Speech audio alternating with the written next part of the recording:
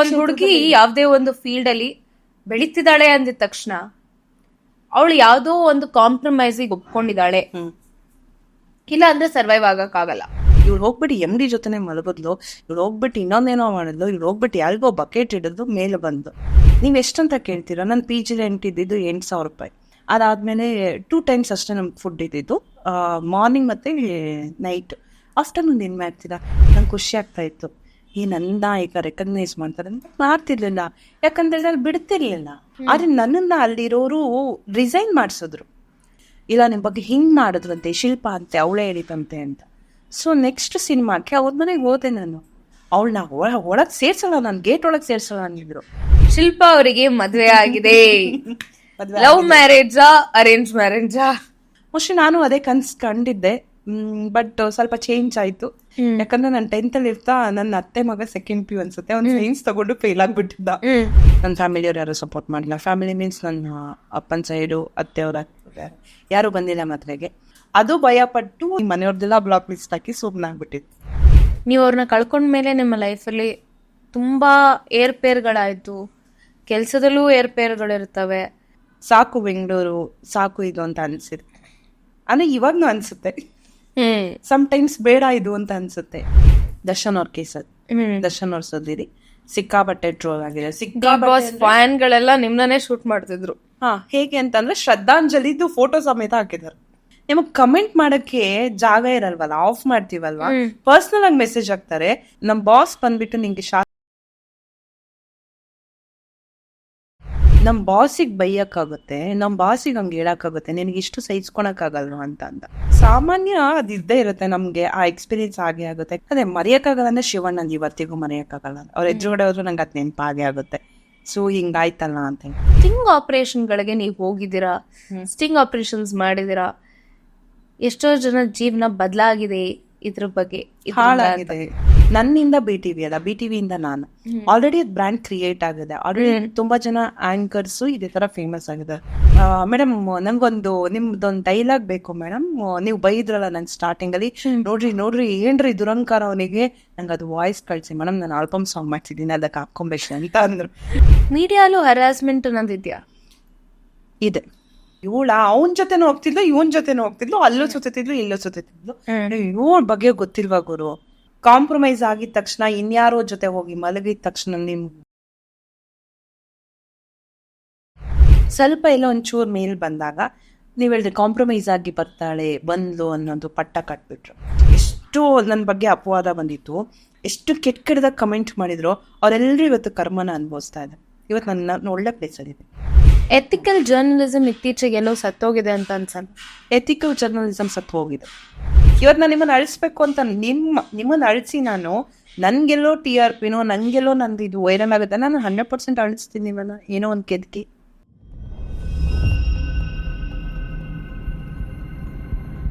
Hi hello ನಮಸ್ತೆ, welcome to TNIT podcast. ನಮ್ಮ ಹೊಸ ಸೀರೀಸ್ ನಮ್ಮ ಸೆಲೆಬ್ರಿಟೀಸ್. ನಮ್ಮ ಜೊತೆ ಇದ್ದಾರೆ ಶಿಲ್ಪಾ ಗೌಡ ಅವರು. ಇವರು ಎಕ್ಸ್ಪೋಸಿಂಗ್ ಸ್ಕ್ಯಾಮ್ ಅನ್ನೋ ಒಂದು ಅವಾರ್ಡ್ನ ರಿಸೀವ್ ಮಾಡ್ಕೊಂಡಿದ್ರು TNIT ಮೀಡಿಯಾ ಅವಾರ್ಡ್ಸ್ 2025 ಅಲ್ಲಿ. ಹಾಗೆ ಇವರ ವಿಡಿಯೋಗಳು ಸೋಷಿಯಲ್ ಮೀಡಿಯಾನಿಗೆಲ್ಲ ಕಡೆ ಸತ್ ಮಾಡ್ತಿನವೆ. ಸೊ ಅವ್ರ ಹತ್ರ ಅವರ ಜರ್ನಲಿಸಮ್ ಜರ್ನಿ ಬಗ್ಗೆ ತಿಳ್ಕೊಳ್ಳೋಣ, ಅಂಡ್ ಈ ಒಂದು ಫೀಲ್ಡ್ ಅಲ್ಲಿ ಅವ್ರು ಪಟ್ಟಿರೋ ಕಷ್ಟಗಳ ಬಗ್ಗೆ ತಿಳ್ಕೊಳ್ಳೋಣ. So welcome to TNIT podcast. Thank you. Actually ಹೆಂಗ್ ಗೊತ್ತಾ, ನಾವು ಬೇರೆಯವ್ರಿಗೆ ಇಂಟರ್ವ್ಯೂ ಮಾಡ್ತಿದ್ವಿ, ಇವತ್ತು ನಮ್ಮನ್ನ ಇಂಟರ್ವ್ಯೂ ಮಾಡ್ತಿರಲ್ಲ, ಏನ್ ಕೇಳ್ಬೋದು ಅಂತ ನಿಮಗೆ ಆ ಕ್ಯೂರಿಯಾಸಿಟಿ ಇದ್ರೆ ನನಗ್ ಭಯ ಆಗ್ತದೆ. ಏಕೆ? ನೀವು ಎಷ್ಟು ಜನದ ಇಂಟರ್ವ್ಯೂ ಮಾಡಿದಿರಾ, ಎಂತೆಂಥವ್ರ ಇಂಟರ್ವ್ಯೂಗಳು ಮಾಡಿದಿರಾ, ನೀವು ಮಾಡಿರೋ ಪ್ರತಿಯೊಂದು ಇಂಟರ್ವ್ಯೂನು ಬ್ಲಾಕ್ ಬಾಸ್ಟರ್. ಸೊ ನಿಮ್ಮನ್ನ ನಾವು ಇಂಟರ್ವ್ಯೂ ಮಾಡ್ಬೇಕು ಅಂದ್ರೆ ನಮಗ್ ಭಯ ಆಗದಿರತ್ತಾ? ಚಾನ್ಸ್ ಇಲ್ಲ, ನಿಮ್ ಮುಖದಲ್ಲಿ ಭಯನೇ ಕಾಣಿಸ್ತಾ ಇಲ್ಲ. ಓಕೆ, ಬಟ್ ಶಿಲ್ಪಾ ಅವರೇ, ಇವತ್ತು ಈ ಪಾಡ್ಕಾಸ್ಟ್ ಅಲ್ಲಿ ಜನ ನಿಮ್ನ ಒಬ್ರು ಆಂಕರ್ ಆಗಿ TV ಮುಂದೆ ನೋಡಿರ್ತಾರೆ, ಬಹಳಷ್ಟು ಜನದ ಇಂಟರ್ವ್ಯೂಗಳು ತಗೊಳ್ಳೋದು. ನಿಮ್ ಬಗ್ಗೆ ನಾವ್ ತಿಳ್ಕೋಬೇಕು ಅನ್ನೋದಕ್ಕೆ ಈ ಒಂದು ಪಾಡ್ಕಾಸ್ಟ್. ಸೊ ನಿಮ್ ಬಗ್ಗೆ ತಿಳ್ಕೊಳ್ಳೋದಕ್ಕೆ we will want to know from your childhood. Okay, ನೀವು ಹುಟ್ಟಿದ್ದೆಲ್ಲಿ, ಬೆಳೆದಿದ್ದೆಲ್ಲಿ? ನಾನು ಹುಟ್ಟಿದ್ದು ಶೃಂಗೇರಿ, ಬೆಳೆದಿದ್ದು ಶೃಂಗೇರಿನೇ, PU ವರೆಗೆ ಶೃಂಗೇರಿಯಲ್ಲಿ ಓದಿದ್ದು. ಅದಾದ್ಮೇಲೆ ಡಿಗ್ರಿ ಮತ್ತೆ ನಾನು ಮಾಡಿರೋದು ಮಾಸ್ಟರ್ MCom ಮಾಡಿರೋದು, ಸೊ ಅದು Shivamogga. First year degree second sem ಇಂದ ಅದೊಂದು ಲೋಕಲ್ ಚಾನಲ್ ಇತ್ತು. ಸೊ ಲೋಕಲ್ ಚಾನಲ್ ಹಿಂಗೆ TV ನೋಡ್ತಾ ಇರ್ಬೇಕಾದ್ರೆ ಕೆಳಗಡೆ ಆಡ್ ಹೋಗ್ತಾ ಇತ್ತು, ಆಂಕರ್ಸ್ ಬೇಕು ಅಂತ ಹೇಳ್ಬಿಟ್ಟು, ಆಂಕರ್ಸ್ ಎಲ್ಲ ವಿಜೆ ಬೇಕು ಅಂತ ಹೇಳ್ಬಿಟ್ಟು. ಸೊ ಸುಮ್ಮನೆ ಹೋಗ್ಬಿಟ್ಟು ಏನು ಗೊತ್ತಿಲ್ಲ, ಏನು ಬರಲ್ಲ, ಏನು ಇಲ್ಲ, ಇಲ್ಲಿ ಖಾಲಿ ಇದೆಯಲ್ಲ ನಾನು ವಿಜ ಆಗ್ತೀನಿ ಅಂದೆ. ಸರಿ ಕ್ಯಾಮ್ರಾ ಫೇಸ್ ಮಾಡಿ ಅಂದ್ರು, ಏನಾದ್ರು ಮಾತಾಡಿ ಅಂದ್ರು. ಸುಮ್ಮನೆ ಹೋಗಿ ಏನೋ ಒಂದು ಮಾತಾಡಿದೆ. ನೆಕ್ಸ್ಟ್ ಅವ್ರು ಕಾಲ್ ಮಾಡಿಲ್ಲ, ಒಂದ್ 2-3 ದಿನ ಆದ್ಮೇಲೆ ಅವರೇ ಮೆಸೇಜ್ ಮಾಡಿದ್ರು ಬನ್ನಿ ಅಂತ. ಬಂದ್ಮೇಲೆ ಅದೇ ಕಾಲರ್ ಹತ್ರ ಮಾತಾಡು, ಒಂದ್ ಸಾಂಗ್ ಹಾಕು. ಅಲ್ಲಿಂದ ನನ್ನ ಹೆಸರು ಶಿವಮೊಗ್ಗದಲ್ಲಿ ಯಾರು ಶಿಲ್ಪ ಅಂತ ಹೇಳಲ್ಲ, ಅಮೋಘ ಅಂತ ಹೇಳ್ತಾರೆ. ಸೊ ಇವತ್ತಿಗೂ ನಾನು ಅಮೋಘ ಅಂತಾನೆ ಫೇಮಸ್ ಆಗಿರೋದಕ್ಕೆ ಅಮೋಘ ಚಾನಲ್ ಅಲ್ಲಿ ಕೆಲಸ ಮಾಡ್ತಿದ್ದೆ. ಅದೇ ಫಸ್ಟ್ ಇಯರ್ ಡಿಗ್ರಿಯಿಂದ ಸೆಕೆಂಡ್ ಇಯರ್ M.Com ವರೆಗೂ ನಾನು ಮಾಡಿದೆ. ಅದಾದ್ಮೇಲೆ ಚೇಂಜಸ್ ಆಗುತ್ತಲ್ಲ, ಸೊ ಎಜುಕೇಶನ್ ಮುಗೀತು, ಬೆಂಗಳೂರು ಬಂದೆ. ಆದ್ರೆ ಟಿವಿ ಹುಚ್ಚ ಅನ್ನೋದು ಬಿಟ್ಟಿಲ್ಲ, ಇಲ್ಲಿ ತನಕ ಹೇಳ್ಕೊಂಬಂದೆ. ಓಕೆ ಸರ್, ಅವಾಗಲೇ ತಿಳ್ಕೊಳ್ಳೋದಿಗೆ ನಾನು ನಿಮ್ಮ ಬಗ್ಗೆ ತಿಳ್ಕೊಂಡಾಗ, ಸೊ ನೀವು ಈ ಒಂದು ಫೀಲ್ಡ್ ಶುರು ಮಾಡ್ತೀರಾ ಅಂದಾಗ ನಿಮ್ಮ ಫ್ಯಾಮಿಲಿ ಸಪೋರ್ಟ್ ಹೇಗಿತ್ತು? ಫ್ಯಾಮಿಲಿ ಐ ಥಿಂಕ್ ಅವ್ರಿಗೆ ಗೊತ್ತೇ ಇರಲಿಲ್ಲ ನಾನು ಇಲ್ಲಿಗೆ ಬಂದಿರೋದು. ಅಂದ್ರೆ ಬಂದಿರೋದು ಗೊತ್ತು, ನನ್ನ ಕಂಪ್ನಿಲಿ ಕೆಲಸ ಮಾಡ್ತೀನಿ ಅಂತ ಬಂದಿರೋದು. ಓಕೆ, ನೀವು ಆಂಕರಿಂಗ್ ಶುರು ಮಾಡಿದಾಗ್ಲೂ ಮನೇಲಿ ಯಾರಿಗೂ ಗೊತ್ತಿದ್ದಿಲ್ಲ? ಸ್ಟಾರ್ಟ್ ಆದ್ಮೇಲೆ ಗೊತ್ತಾಗಿರೋದು. ಅಂದ್ರೆ ನಾನು ಸ್ಟಾರ್ಟಿಂಗ್ ಬಂದಿರೋದು ನನ್ನ ಫ್ರೆಂಡ್ ಒಬ್ಳು ಇಲ್ಲಿ ಒಂದು ಕಂಪನಿಲಿ ಜಾಬ್ ಮಾಡ್ತಾ ಇದ್ದು. ಸೊ ಅವಳ ಕಂಪನಿಯಲ್ಲಿ ನನಗೂ ಕೆಲಸ ಸಿಕ್ತು. ಹಂಗೆ ಹೇಳಿ ಬಂದಿದೆ. ಯಾಕಂದ್ರೆ ಆಕ್ಚುಲಿ ಹಿಂಗ್ ಗೊತ್ತಾ, ಶೃಂಗೇರಿ ಅಂತ ಹೇಳಿದ ತಕ್ಷಣ ಅಲ್ಲಿರೋ ಫ್ಯಾಮಿಲಿಯವರು ಕಳ್ಸಕ್ಕೆ ಹೆದರ್ತಾರೆ, ಬೆಂಗಳೂರು ಕಳ್ಸಕ್ಕೆ ಹೆದರ್ತಾರೆ. ಎಲ್ಲೋ ಏನಾದ್ರೂ ಆಗಬಹುದು ಅನ್ನೋದಿತ್ತು. ನನ್ನ ಮನೇಲೂ ಕಳ್ಸಕ್ಕೆ ತುಂಬಾ ಭಯ ಪಟ್ಟಿದ್ರು. ಸ್ವಲ್ಪ ಜಗಳ ಅದು ಇದು ಎಲ್ಲ ನನ್ನ ಕಸಿನ್ಗಾಗಿತ್ತು, ನನ್ಗಾಗಿಲ್ಲ. ನನ್ಗೆ ಇಲ್ಲೊಂದು ಜಾಬ್ ಸಿಕ್ಕಿದೆ, ನಾನು ಹೋಗ್ತಿದ್ದೀನಿ. ಸರಿ ಹೋಗು ಅಂತ ಅಂದ್ರು. ಬಂದೆ. ಅಲ್ಲೊಂದು 4 months ಮಾಡಿದ್ದೀನಿ ಕೆಲಸ. ಅದಾದ್ಮೇಲೆ ನಾನು ಮತ್ತೆ ದಸರಾ ಬಂತು, ದಸರಾಗ್ ಶೃಂಗೇರಿಗೆ ಹೋದೆ. ಅಲ್ಲಿಂದ ಬಂದಾಗ ಏನು ಇಲ್ಲ, ಲೀವ್ ಹಾಕಿದ್ದೆ. ನೆಕ್ಸ್ಟ್ ಅವ್ರು ಹೇಳಿದ್ರು ಮಂಡೆಯಿಂದ ಬನ್ನಿ. ನಾನು ಸ್ಯಾಟರ್ಡೆ ಹೋಗಿದ್ದೆ, ಮಂಡೆಯಿಂದ ಬನ್ನಿ ಅಂದ್ರೆ ಒಂಚೂರು ಬೈದ್ ಕಳ್ಸಿದ್ರು. ನಾನೇನ್ ಮಾಡ್ತಿದ್ರೆ ಗೇಟಿಂದ ಹೊರಗೆ ಬಂದ್ಬಿಟ್ಟು ನನ್ನ ಟರ್ಮಿನೇಟ್ ಮಾಡಿದ್ದಾರೆ ಕಂಪನಿಯಿಂದ. ನಾನಿನ್ ಆ ಕಂಪನಿಗೆ ಹೋಗಲ್ಲ, ನಾನು ಬೇರೆ ಜಾಬ್ ಹುಡ್ಕೊಂತೀನಿ ಅಂತ ಹೇಳಿ ಕಾಲ್ ಮಾಡಿ ಅಲ್ಲಿಂದ ಸರ್ಚ್ ಮಾಡಕ್ ಸ್ಟಾರ್ಟ್ ಮಾಡಿದ್ ಮೀಡಿಯಾದಲ್ಲಿ. ಇವಾಗ ಮೀಡಿಯಾ ಹೆಂಗ್ ಗೊತ್ತಾ, ನಿಮ್ಗೆ ಈಸಿಯಾಗಿ ಜಾಬ್ ಸಿಗುತ್ತೆ, ಏನಾದ್ರೂ ಕೆಲಸ. ಇದು ಎಷ್ಟು ವರ್ಷದ ಹಿಂದೆ? ಇದು 10 ವರ್ಷದ ಹಿಂದೆ, 2017. ಓಕೆ, 2016 ನಾನು M.Com ಮುಗಿದ್ವಿ. 2017 ಜಾನ್ ಫೆಬ್ ಹಂಗೆ. ಸೊ ಅದು ಅವಾಗೇನು ಅಂತ ಅಂದ್ರೆ, ಮೀಡಿಯಾ ಅಂದ್ರೆ ತುಂಬಾ, ಈಗ ಒಬ್ರು ಒಂದ್ ಪೊಸಿಷನ್ ಬರ್ಬೇಕಾದ್ರೆ ನಾವು ಹೈ ರೆಫರೆನ್ಸ್ ಮೇಲೆ ಬರ್ಬೇಕಿತ್ತು. ಆ ಹೈ ರೆಫರೆನ್ಸ್ ಅಲ್ಲಿ ಒಂದ್ ಸ್ವಲ್ಪ ಏನೇನೋ ಇರೋದು. ಸೊ ಹಾಗಾಗಿ ನಾನು ವೆಯ್ಟ್ ಮಾಡಿದ್ದೀನಿ, ಕೆಲ್ಸಕ್ಕೋಸ್ಕರ ವೆಯ್ಟ್ ಮಾಡಿದ್ದೀನಿ. PG-ಲೇ ಕುತ್ಕೊಂಡಿದ್ದೀನಿ. ಬರೀ ಕೆಲಸ ಇಲ್ದೇ ಇದ್ದಾಗ ಒಂದ್ ಜಾಗದಲ್ಲಿ ಕೂತ್ಕೊಳ್ಳೋದು ಎಷ್ಟು ಕಷ್ಟ, ತುಂಬಾ ಕಷ್ಟ. ಅದು ಬೇರೆ ನೀವು ಶಿವಮೊಗ್ಗದಿಂದ ಬಂದು ಇಲ್ಲಿ ಸ್ಟೇ ಆಗಿದ್ರಿ ಅಂದ್ರೆ ಏನ್ ಗೊತ್ತಾ, ನಿಮ್ ಮನೇಲಿ ನೀವು ಎಷ್ಟೇ ಇರ್ಬೋದು, ನೀವು ರಿಚ್ ಇರ್ಬೋದು, ದುಡ್ಡಿರ್ಬೋದು, ಏನೇ ಇರ್ಬೋದು, ಬಟ್ ಬೆಂಗಳೂರು ಬಂದಾಗ ನಮ್ಮ ಕೈಯಲ್ಲಿ ಏನೂ ಇರಲ್ಲ. ನೀವು ಎಷ್ಟಂತ ಕೇಳ್ತೀರಾ? ನಾನು PG ರೆಂಟ್ ಇದ್ದಿದ್ದು 8,000 ರೂಪಾಯಿ. ಅದಾದ್ಮೇಲೆ 2 times ಅಷ್ಟೇ ನಮ್ಗೆ ಫುಡ್ ಇದ್ದಿದ್ದು, ಮಾರ್ನಿಂಗ್ ಮತ್ತೆ ನೈಟ್. ಆಫ್ಟರ್ನೂನ್ ಏನ್ ಮಾಡ್ತೀರಾ? ಈಗ ದಿನ ಕೇಳಬೇಕು ಅಂದ್ರೆ ಮನೇಲಿ ಮಿನಿಮಮ್ ಬೆಂಗಳೂರಲ್ಲಿ 50 rupees ಬೇಕಲ್ವಾ? ಸೊ ನಾನು ಅದನ್ನ ಕೇಳಲ್ಲ, PG ರೆಂಟ್ ಕೇಳಲ್ಲ, ಏನ್ ಕೇಳ. ಆ ಟೈಮಲ್ಲೆಲ್ಲ ಆಗಿದೆ. ಅವಾಗೆಲ್ಲ ನಾವು ಮನೆ ನೆನಪಾಗಿದೆ, ಓ ನಮ್ಮ ಮನೇಲಿ ಹಿಂಗಿದ್ವಿ, ಹಾಗಿದ್ವಿ. ವಾಪಸ್ ಹೊಟ್ಟೋಗ್ಬೇಕು ಅನ್ನೋದು ಯಾವ್ದಾದ್ರು ಅನ್ಸಿದೆ. ಸಾಕು ಬೆಂಗಳೂರು, ಸಾಕು ಇದು ಅಂತ ಅನ್ಸಿದೆ. ಅಂದ್ರೆ ಇವಾಗ್ನೂ ಅನ್ಸುತ್ತೆ, ಸಮ್ಟೈಮ್ಸ್ ಬೇಡ ಇದು ಅಂತ ಅನ್ಸುತ್ತೆ. ಇಲ್ಲ ನಮ್ಗೆ ಆ ಲೈಫ್ ಬೇಕು ಅಂತ ಅನ್ಸುತ್ತೆ. ಸೊ ಬೆಂಗಳೂರಿಗೆ ಬಂದ್ರಿ, ಕೆಲಸ ಹುಡ್ಕಕ್ ಶುರು ಮಾಡಿದ್ರಿ. ಎಷ್ಟು ತಿಂಗಳು ಕೆಲಸ ಇಲ್ಲದೆ ಕೂತಿದ್ರಿ ಅಂಡ್ ಯಾವ ಕೆಲಸ ಶುರು ಮಾಡ್ಕೊಂಡ್ರಿ? 3-4 months ನನ್ನ ಕೆಲಸ ಇರಲಿಲ್ಲ. 3-4 months ಕೆಲಸ ಇರಲಿಲ್ಲ. ಸೊ ಆ ಟೈಮಲ್ಲಿ ನನಗೆ ಫ್ರೆಂಡ್ ಹೆಲ್ಪ್ ಮಾಡಿದ್ದಾರೆ. ಸೊ ಅದಾದ್ಮೇಲೆ ಮನೆ ಕಡೆ ಚೆನ್ನಾಗಿ ಹೆಲ್ಪ್ ಮಾಡಿದ್ರು. ಆಮೇಲೆ TV1 ಅಂತ ಒಂದು ಸ್ಟಾರ್ಟ್ ಆಯಿತು. ಅಲ್ಲಿ ಒಂದು 2 months ನಾನು ಹೋಗಿದ್ದೆ ಅನ್ಸುತ್ತೆ, 1.5 month. ಅಲ್ಲೇನಂದ್ರೆ 3 months ನೀವು ವಿತೌಟ್ ಸ್ಯಾಲ್ರಿ ಕೆಲಸ ಮಾಡಬೇಕು. ಅದಾದ್ಮೇಲೆ ನಿಮ್ಗೆ ಟ್ರೈನಿಂಗ್ ಪೀರಿಯಡ್ ಅಂತ. ಅದಾದ್ಮೇಲೆ ನಿಮ್ಗೆ ಒಂದು ಸ್ಯಾಲ್ರಿ ಫಿಕ್ಸ್ ಮಾಡ್ತಾಯಿದ್ರು. ನಾನು 1.5 month TV1 ಹೋದೆ. ಅದಾದ್ಮೇಲೆ 1.5 month ಅಲ್ಲೇ ನನಗೆ ದಿಗ್ವಿಜಯ ಆಯ್ತು ಅವಾಗ. ಸೊ ಅಲ್ಲಿ ಫಿಲಮ್ ರಿಪೋರ್ಟರ್ ಆಗಿ ಹೋದೆ. ಅಲ್ಲಿ 3.5 year ಕೆಲಸ ಮಾಡಿದೆ, ಚೆನ್ನಾಗಿತ್ತು. ಅಲ್ಲಿಂದ ಟರ್ಮಿನೇಟ್ ಅನ್ನೋದೊಂದು ಬಂತು, ಕಟ್ ಆಫ್ ಬಂತು ಅವಾಗ. ಸೊ ಆ ಟೈಮಲ್ಲಿ ನನಗೆ ಟರ್ಮಿನೇಟ್ ಮಾಡಿಲ್ಲ, ಕಟ್ ಆಫ್ ಮಾಡಿಲ್ಲ, ಆದ್ರೆ ನನ್ನನ್ನ ಅಲ್ಲಿರೋರು ರಿಸೈನ್ ಮಾಡಿಸಿದ್ರು. ಯಾಕೆ ಹೇಳಿದ್ವಲ್ಲ, ಕೆಲವೊಂದ್ಸರಿ ಇರುತ್ತಲ್ವಾ, ಒಂದು ಆಫೀಸಲ್ಲಿ ಅಥವಾ ಒಂದು ಕಂಪನಿಲಿ ತುಳಿಯೋರು ಜಾಸ್ತಿ ಇರ್ತಾರೆ. ಸೊ ಆ ಟೈಮಲ್ಲಿ ನನ್ಗೆ ಅದಾಯ್ತು. ಯಾರಿಗೋಸ್ಕರ, ಯಾರನ್ನೋ ಉಳಿಸ್ಕೊಳಕ್ಕೋಸ್ಕರ ನನ್ನನ್ನು ತುಂಬ ಒಂಥರ ಮಾಡಿ ರಿಸೈನ್ ಮಾಡಿಸಿದ್ರು. ರಿಸೈನ್ ಮಾಡಿಸಿ ಹೊರಗೆ ಬಂದಾಗ ನನಗೆ ಪಟ್ಟ ಬಂದಿರೋದು ಕಟ್ ಆಫ್ ಮಾಡಿದ್ರು ಅಂತ. ಸೊ ಕಟ್ ಆಫ್ ಮಾಡಿದ್ದಾರೆ ಅಂತಂದರೆ ಬೇರೆ ಕಂಪನಿಗಳಲ್ಲಿ ನಮ್ಮನ್ನು ಕೆಲ್ಸಕ್ಕೆ ಹೈಯರ್ ಮಾಡಲ್ಲ. ಆಮೇಲೆ ಈ ಹೈಯರ್ ಮಾಡಿದ್ರು ನಮ್ಗೆ ಸ್ಯಾಲ್ರಿ ಅಷ್ಟಿರಲ್ಲ. ಸೊ ಅಲ್ಲಿಂದ ನಾನು ಹೊರಗೆ ಬಂದೆ. ಅಲ್ಲಿಂದ ಬಂದಿರೋ ಡೈರೆಕ್ಟ್ BTV. ಅಲ್ಲ, ಎಲ್ಲೋ ಒಂದ್ ಕಡೆ ಒಂದು ಚಾನೆಲ್ ಇಂದ ಇನ್ನೊಂದು ಚಾನೆಲ್ ಶಿಫ್ಟ್ ಆಗುತ್ತೆ, ಒಂದು ಒಪಿನಿಯನ್ ಒಬ್ರ ಮೇಲೆ ಇರೋದು ಬದಲಾಗತ್ತಾ? 100% ಬದಲಾಗುತ್ತೆ. ಎಲ್ಲರಲ್ಲೂ ಬದಲಾಗುತ್ತೆ. ಅಂಡ್ ಹುಡುಗಿರಾಗಿ ಈ ಫೀಲ್ಡ್ ಅಲ್ಲಿ ಸರ್ವೈವ್ ಆಗೋದ್ ಕಷ್ಟ ಇದೆ. ಸರ್ವೈವ್ ಕಷ್ಟ ಇಲ್ಲ, ಸರ್ವೈವ್ ಆಗಬಹುದು. ಬಟ್ ನೀವೊಬ್ರು ಸರ್ವೈವ್ ಆಗ್ತಿದ್ದೀರಾ, ನೀವೊಂದು ಪೊಸಿಷನ್ ಅಲ್ಲಿ ಇದ್ದೀರಾ. ನೀವು ಎಲ್ಲಿಂದ ಆ ಪೊಸಿಷನ್ಗೆ ಬಂದ್ರು, ಆ ಪೊಸಿಷನ್ ಹೇಗ್ ಮಾತುಗಳು ಬರುತ್ತೆ ಅಂದ್ರೆ, ಇವಳು ಯಾರೋ ಜೊತೆ ಇವಳು ಹೋಗ್ಬಿಟ್ಟು MD ಜೊತೆನೆ ಮಲಗಿದ್ಲು, ಇವಳು ಹೋಗ್ಬಿಟ್ಟು ಇನ್ನೊಂದೇನೋ ಮಾಡಿದ್ಲು, ಇವಳು ಹೋಗ್ಬಿಟ್ಟು ಯಾರಿಗೋ ಬಕೆಟ್ ಹಿಡಿದು ಮೇಲೆ ಬಂದು ಆಯ್ತು ನಾನು ಬಕೆಟ್ ಹಿಡಿದು ಮೇಲೆ ಬಂದೆ, ಇನ್ನೇನೋ ಒಂದು ಹೇಳ್ತಾರಲ್ಲ ಅದು ಮೇಲೆ ಬಂದೆ ಅಂದ್ರೆ ನಾನು ಕುತ್ಕೊಂಡು ಕ್ಯಾಮ್ರಾ ಮುಂದೆ ಇಷ್ಟು ಮಾತಾಡೋಕ್ಕೆ ಆಗಲ್ಲ ಅಲ್ವಾ? ಅಂದರೆ ನನಗೆ ಕ್ಯಾಮ್ರಾ ಮುಂದೆ ಮಾತಾಡ್ತೀನಿ, ನನಗೂ ಇಲ್ಲ ಒಂದು ಕಡೆ ಒಂದು ಟ್ಯಾಲೆಂಟ್ ಇದೆ. ಅವ್ರು ಏನು ಮಾಡಿದ್ರು ನಂಗೆ ಹೆಲ್ಪ್ ಮಾಡಿದ್ರು, ಸಹಾಯ ಮಾಡಿದ್ರು ಸೆಕೆಂಡರಿ. ನನಗೆ ಬಂದು ಮಾತಾಡ್ತೀನಿ, ನನಗೂ ಒಂದೇನೋ ಟ್ಯಾಲೆಂಟ್ ಇದೆ. ಅದಿಲ್ಲ ಮೀಡಿಯಾದಲ್ಲಂತೂ 100% ಇಲ್ಲ. ಎಲ್ಲೋ ಒಂದ್ ಕಡೆ ಇದು ಮೀಡಿಯಾ ಒಂದೇ ಅಲ್ಲ, ಎಲ್ಲಾ ಕಡೆ ಇದೊಂದು ಸಮಸ್ಯೆ ಅಂತ ಅನ್ಸಲ್ವಾ ನಿಮಗೆ? ಒಂದ್ ಹುಡುಗಿ ಯಾವ್ದೇ ಒಂದು ಫೀಲ್ಡ್ ಅಲ್ಲಿ ಬೆಳೀತಿದ್ದಾಳೆ ಅಂದಿದ ತಕ್ಷಣ ಅವಳು ಯಾವ್ದೋ ಒಂದು ಕಾಂಪ್ರಮೈಸಿಗೆ ಒಪ್ಕೊಂಡಿದ್ದಾಳೆ, ಇಲ್ಲ ಅಂದ್ರೆ ಸರ್ವೈವ್ ಆಗಕ್ಕಾಗಲ್ಲ. ಅದೇ ಒಂದು ಹುಡುಗ ಒಂದು step by step position increase ಆಗ್ತಾ ಹೋದ್ರು ಅದು ಯಾವುದೇ ತರ ಟರ್ಮ್ಸ್ ಕ್ಯಾಟಗರೀಸ್ ಬರಲ್ಲ. ಅವ್ರು ತುಂಬಾ ಒಳ್ಳೆಯವರು ಸಾಚಾಗಳು. ಬಟ್ ಹುಡುಗಿರ ಹಂಗಲ್ಲ, ಬಕೆಟ್ ಹಿಡಿದು ಬಂದಿರ್ತಾರೆ. ಅಥವಾ ಇನ್ನು ಅದೇ ಹುಡುಗಿನ ನೋಡೋ ದೃಷ್ಟಿ ಅದೇ. ನೀನು ಹೇಗಾದರೂ ನೀವು ಬನ್ನಿ, ನೀವು ಎಷ್ಟಾದ್ರೂ ಕಷ್ಟಪಡಿ, ನಿಮ್ಮಿಂದ ಏನು ಕಷ್ಟ ಇದೆ ನೋಡಲ್ಲ, ನಿಮ್ಮ EMIನ ಅವ್ರು ಕಟ್ಟಲ್ಲ, ನಿಮ್ಮ ಕಷ್ಟನ ಅವ್ರು ನೋಡಲ್ಲ, ಬಟ್ ನಿಮ್ಮ ಬಗ್ಗೆ ಮಾತಾಡ್ತಾರೆ. ನಂಗಾಗಿದೆ ಎಕ್ಸ್ಪೀರಿಯನ್ಸ್, ಇವಾಗನೂ ಆಗ್ತಿದೆ. ಎಕ್ಸ್ಪೀರಿಯನ್ಸ್ ಬಗ್ಗೆ ಏನಾದ್ರು ಹೇಳಕ್ಕೆ ಇಷ್ಟಪಡ್ತೀನಿ? 100%. ನಂಗೆ 2023 ತುಂಬ ಎಕ್ಸ್ಪೀರಿಯನ್ಸ್ ಇತ್ತು. ನನ್ನ 2023 ಏನು ಸ್ಟಾರ್ಟ್ ಆಯಿತು ಎಂಡ್ ಆಗೋವರೆಗೂ ನನಗೆ ಆ ವರ್ಷ ಕೆಟ್ಟ ವರ್ಷನೇ. ಏನು ಕೆಟ್ಟ ವರ್ಷ ಅಂದರೆ, ನಾನು ಯಾವತ್ತೂ ಹಸುವಿಗೆ ದುಡ್ಡಿಗೆ ನನಗೆ ಅದು ಕಷ್ಟ ನೋಡಿಲ್ಲ. ಆದರೆ ಈ ಅಪವಾದ, ಒಂಥರ ನಮ್ಮನ್ನು ಅವಮಾನ ಮಾಡೋದು. ಸೊ ಹೆಂಗಾಗಿದೆ ಅಂದರೆ, ಐ ಥಿಂಕ್ ನಾನು ಜಾನಿಂದ ಒಂದು ಜೂನ್ನವರೆಗೆ ನಾನು ಬರ್ತಿದ್ದೆ ಆಫೀಸ್ಗೆ, ಕುತ್ಕೊತಿದ್ದೆ, ಹೋಗ್ತಿದ್ದೆ. ನನ್ನ ಬಗ್ಗೆ ಎಷ್ಟು ಕೆಡ್ದಾಗ ಮಾತಾಡ್ತಿದ್ರು, ಎಷ್ಟು ಇದು ಮಾಡಿ. ನನ್ನ ಬಗ್ಗೆ ಏನೂ ಗೊತ್ತಿಲ್ಲ ಅವರಿಗೆ. ನನ್ನ ಬಗ್ಗೆ ಏನಂದರೆ ಏನೂ ಗೊತ್ತಿಲ್ಲ, ನನ್ನ ಲೈಫಲ್ಲಿ ಏನಾಗಿದೆ ಗೊತ್ತಿಲ್ಲ, ಏನಿಲ್ಲ. ಒಟ್ಟು ಇವಳು ಸರಿ ಇಲ್ಲ, ಇವಳು ಹಿಂಗೆ, ಅಯ್ಯೋ ಇವಳ. ಬಟ್ ಅವ್ರುಗಳು ಎಷ್ಟು ಅಂತ ಗೊತ್ತೇ ಇಲ್ಲ. ತುಂಬ ಎಕ್ಸ್ಪೀರಿಯೆನ್ಸ್ ಆಗಿದೆ. ತುಂಬ ಅಂದರೆ ನಾನು ಆ ಟೈಮಲ್ಲಿ ನನಗೆ ಪೇಷನ್ಸ್ ಇಲ್ಲ, ಆಯಿತಾ? ನೀವೇನೋ ಹೇಳಿದ್ರೆ ಸಾಕು, ನಾನು ರೈಸ್ ಆಗಿಬಿಡ್ತೀನಿ. ಇವನ್ ನನ್ನ ಆಫೀಸಲ್ಲ ನಾನು ಹಂಗೆ ಇದ್ದೀನಿ, ನನಗೆ ಸಿಟ್ಟು ಜಾಸ್ತಿ ಇತ್ತು. ಬಟ್ ಆ ಟೈಮಲ್ಲಿ ನಾನು ಇಲ್ಲ, ನನಗೆ ಓಕೆ ಪೇಷನ್ಸ್ ಬಂದಿದೆ.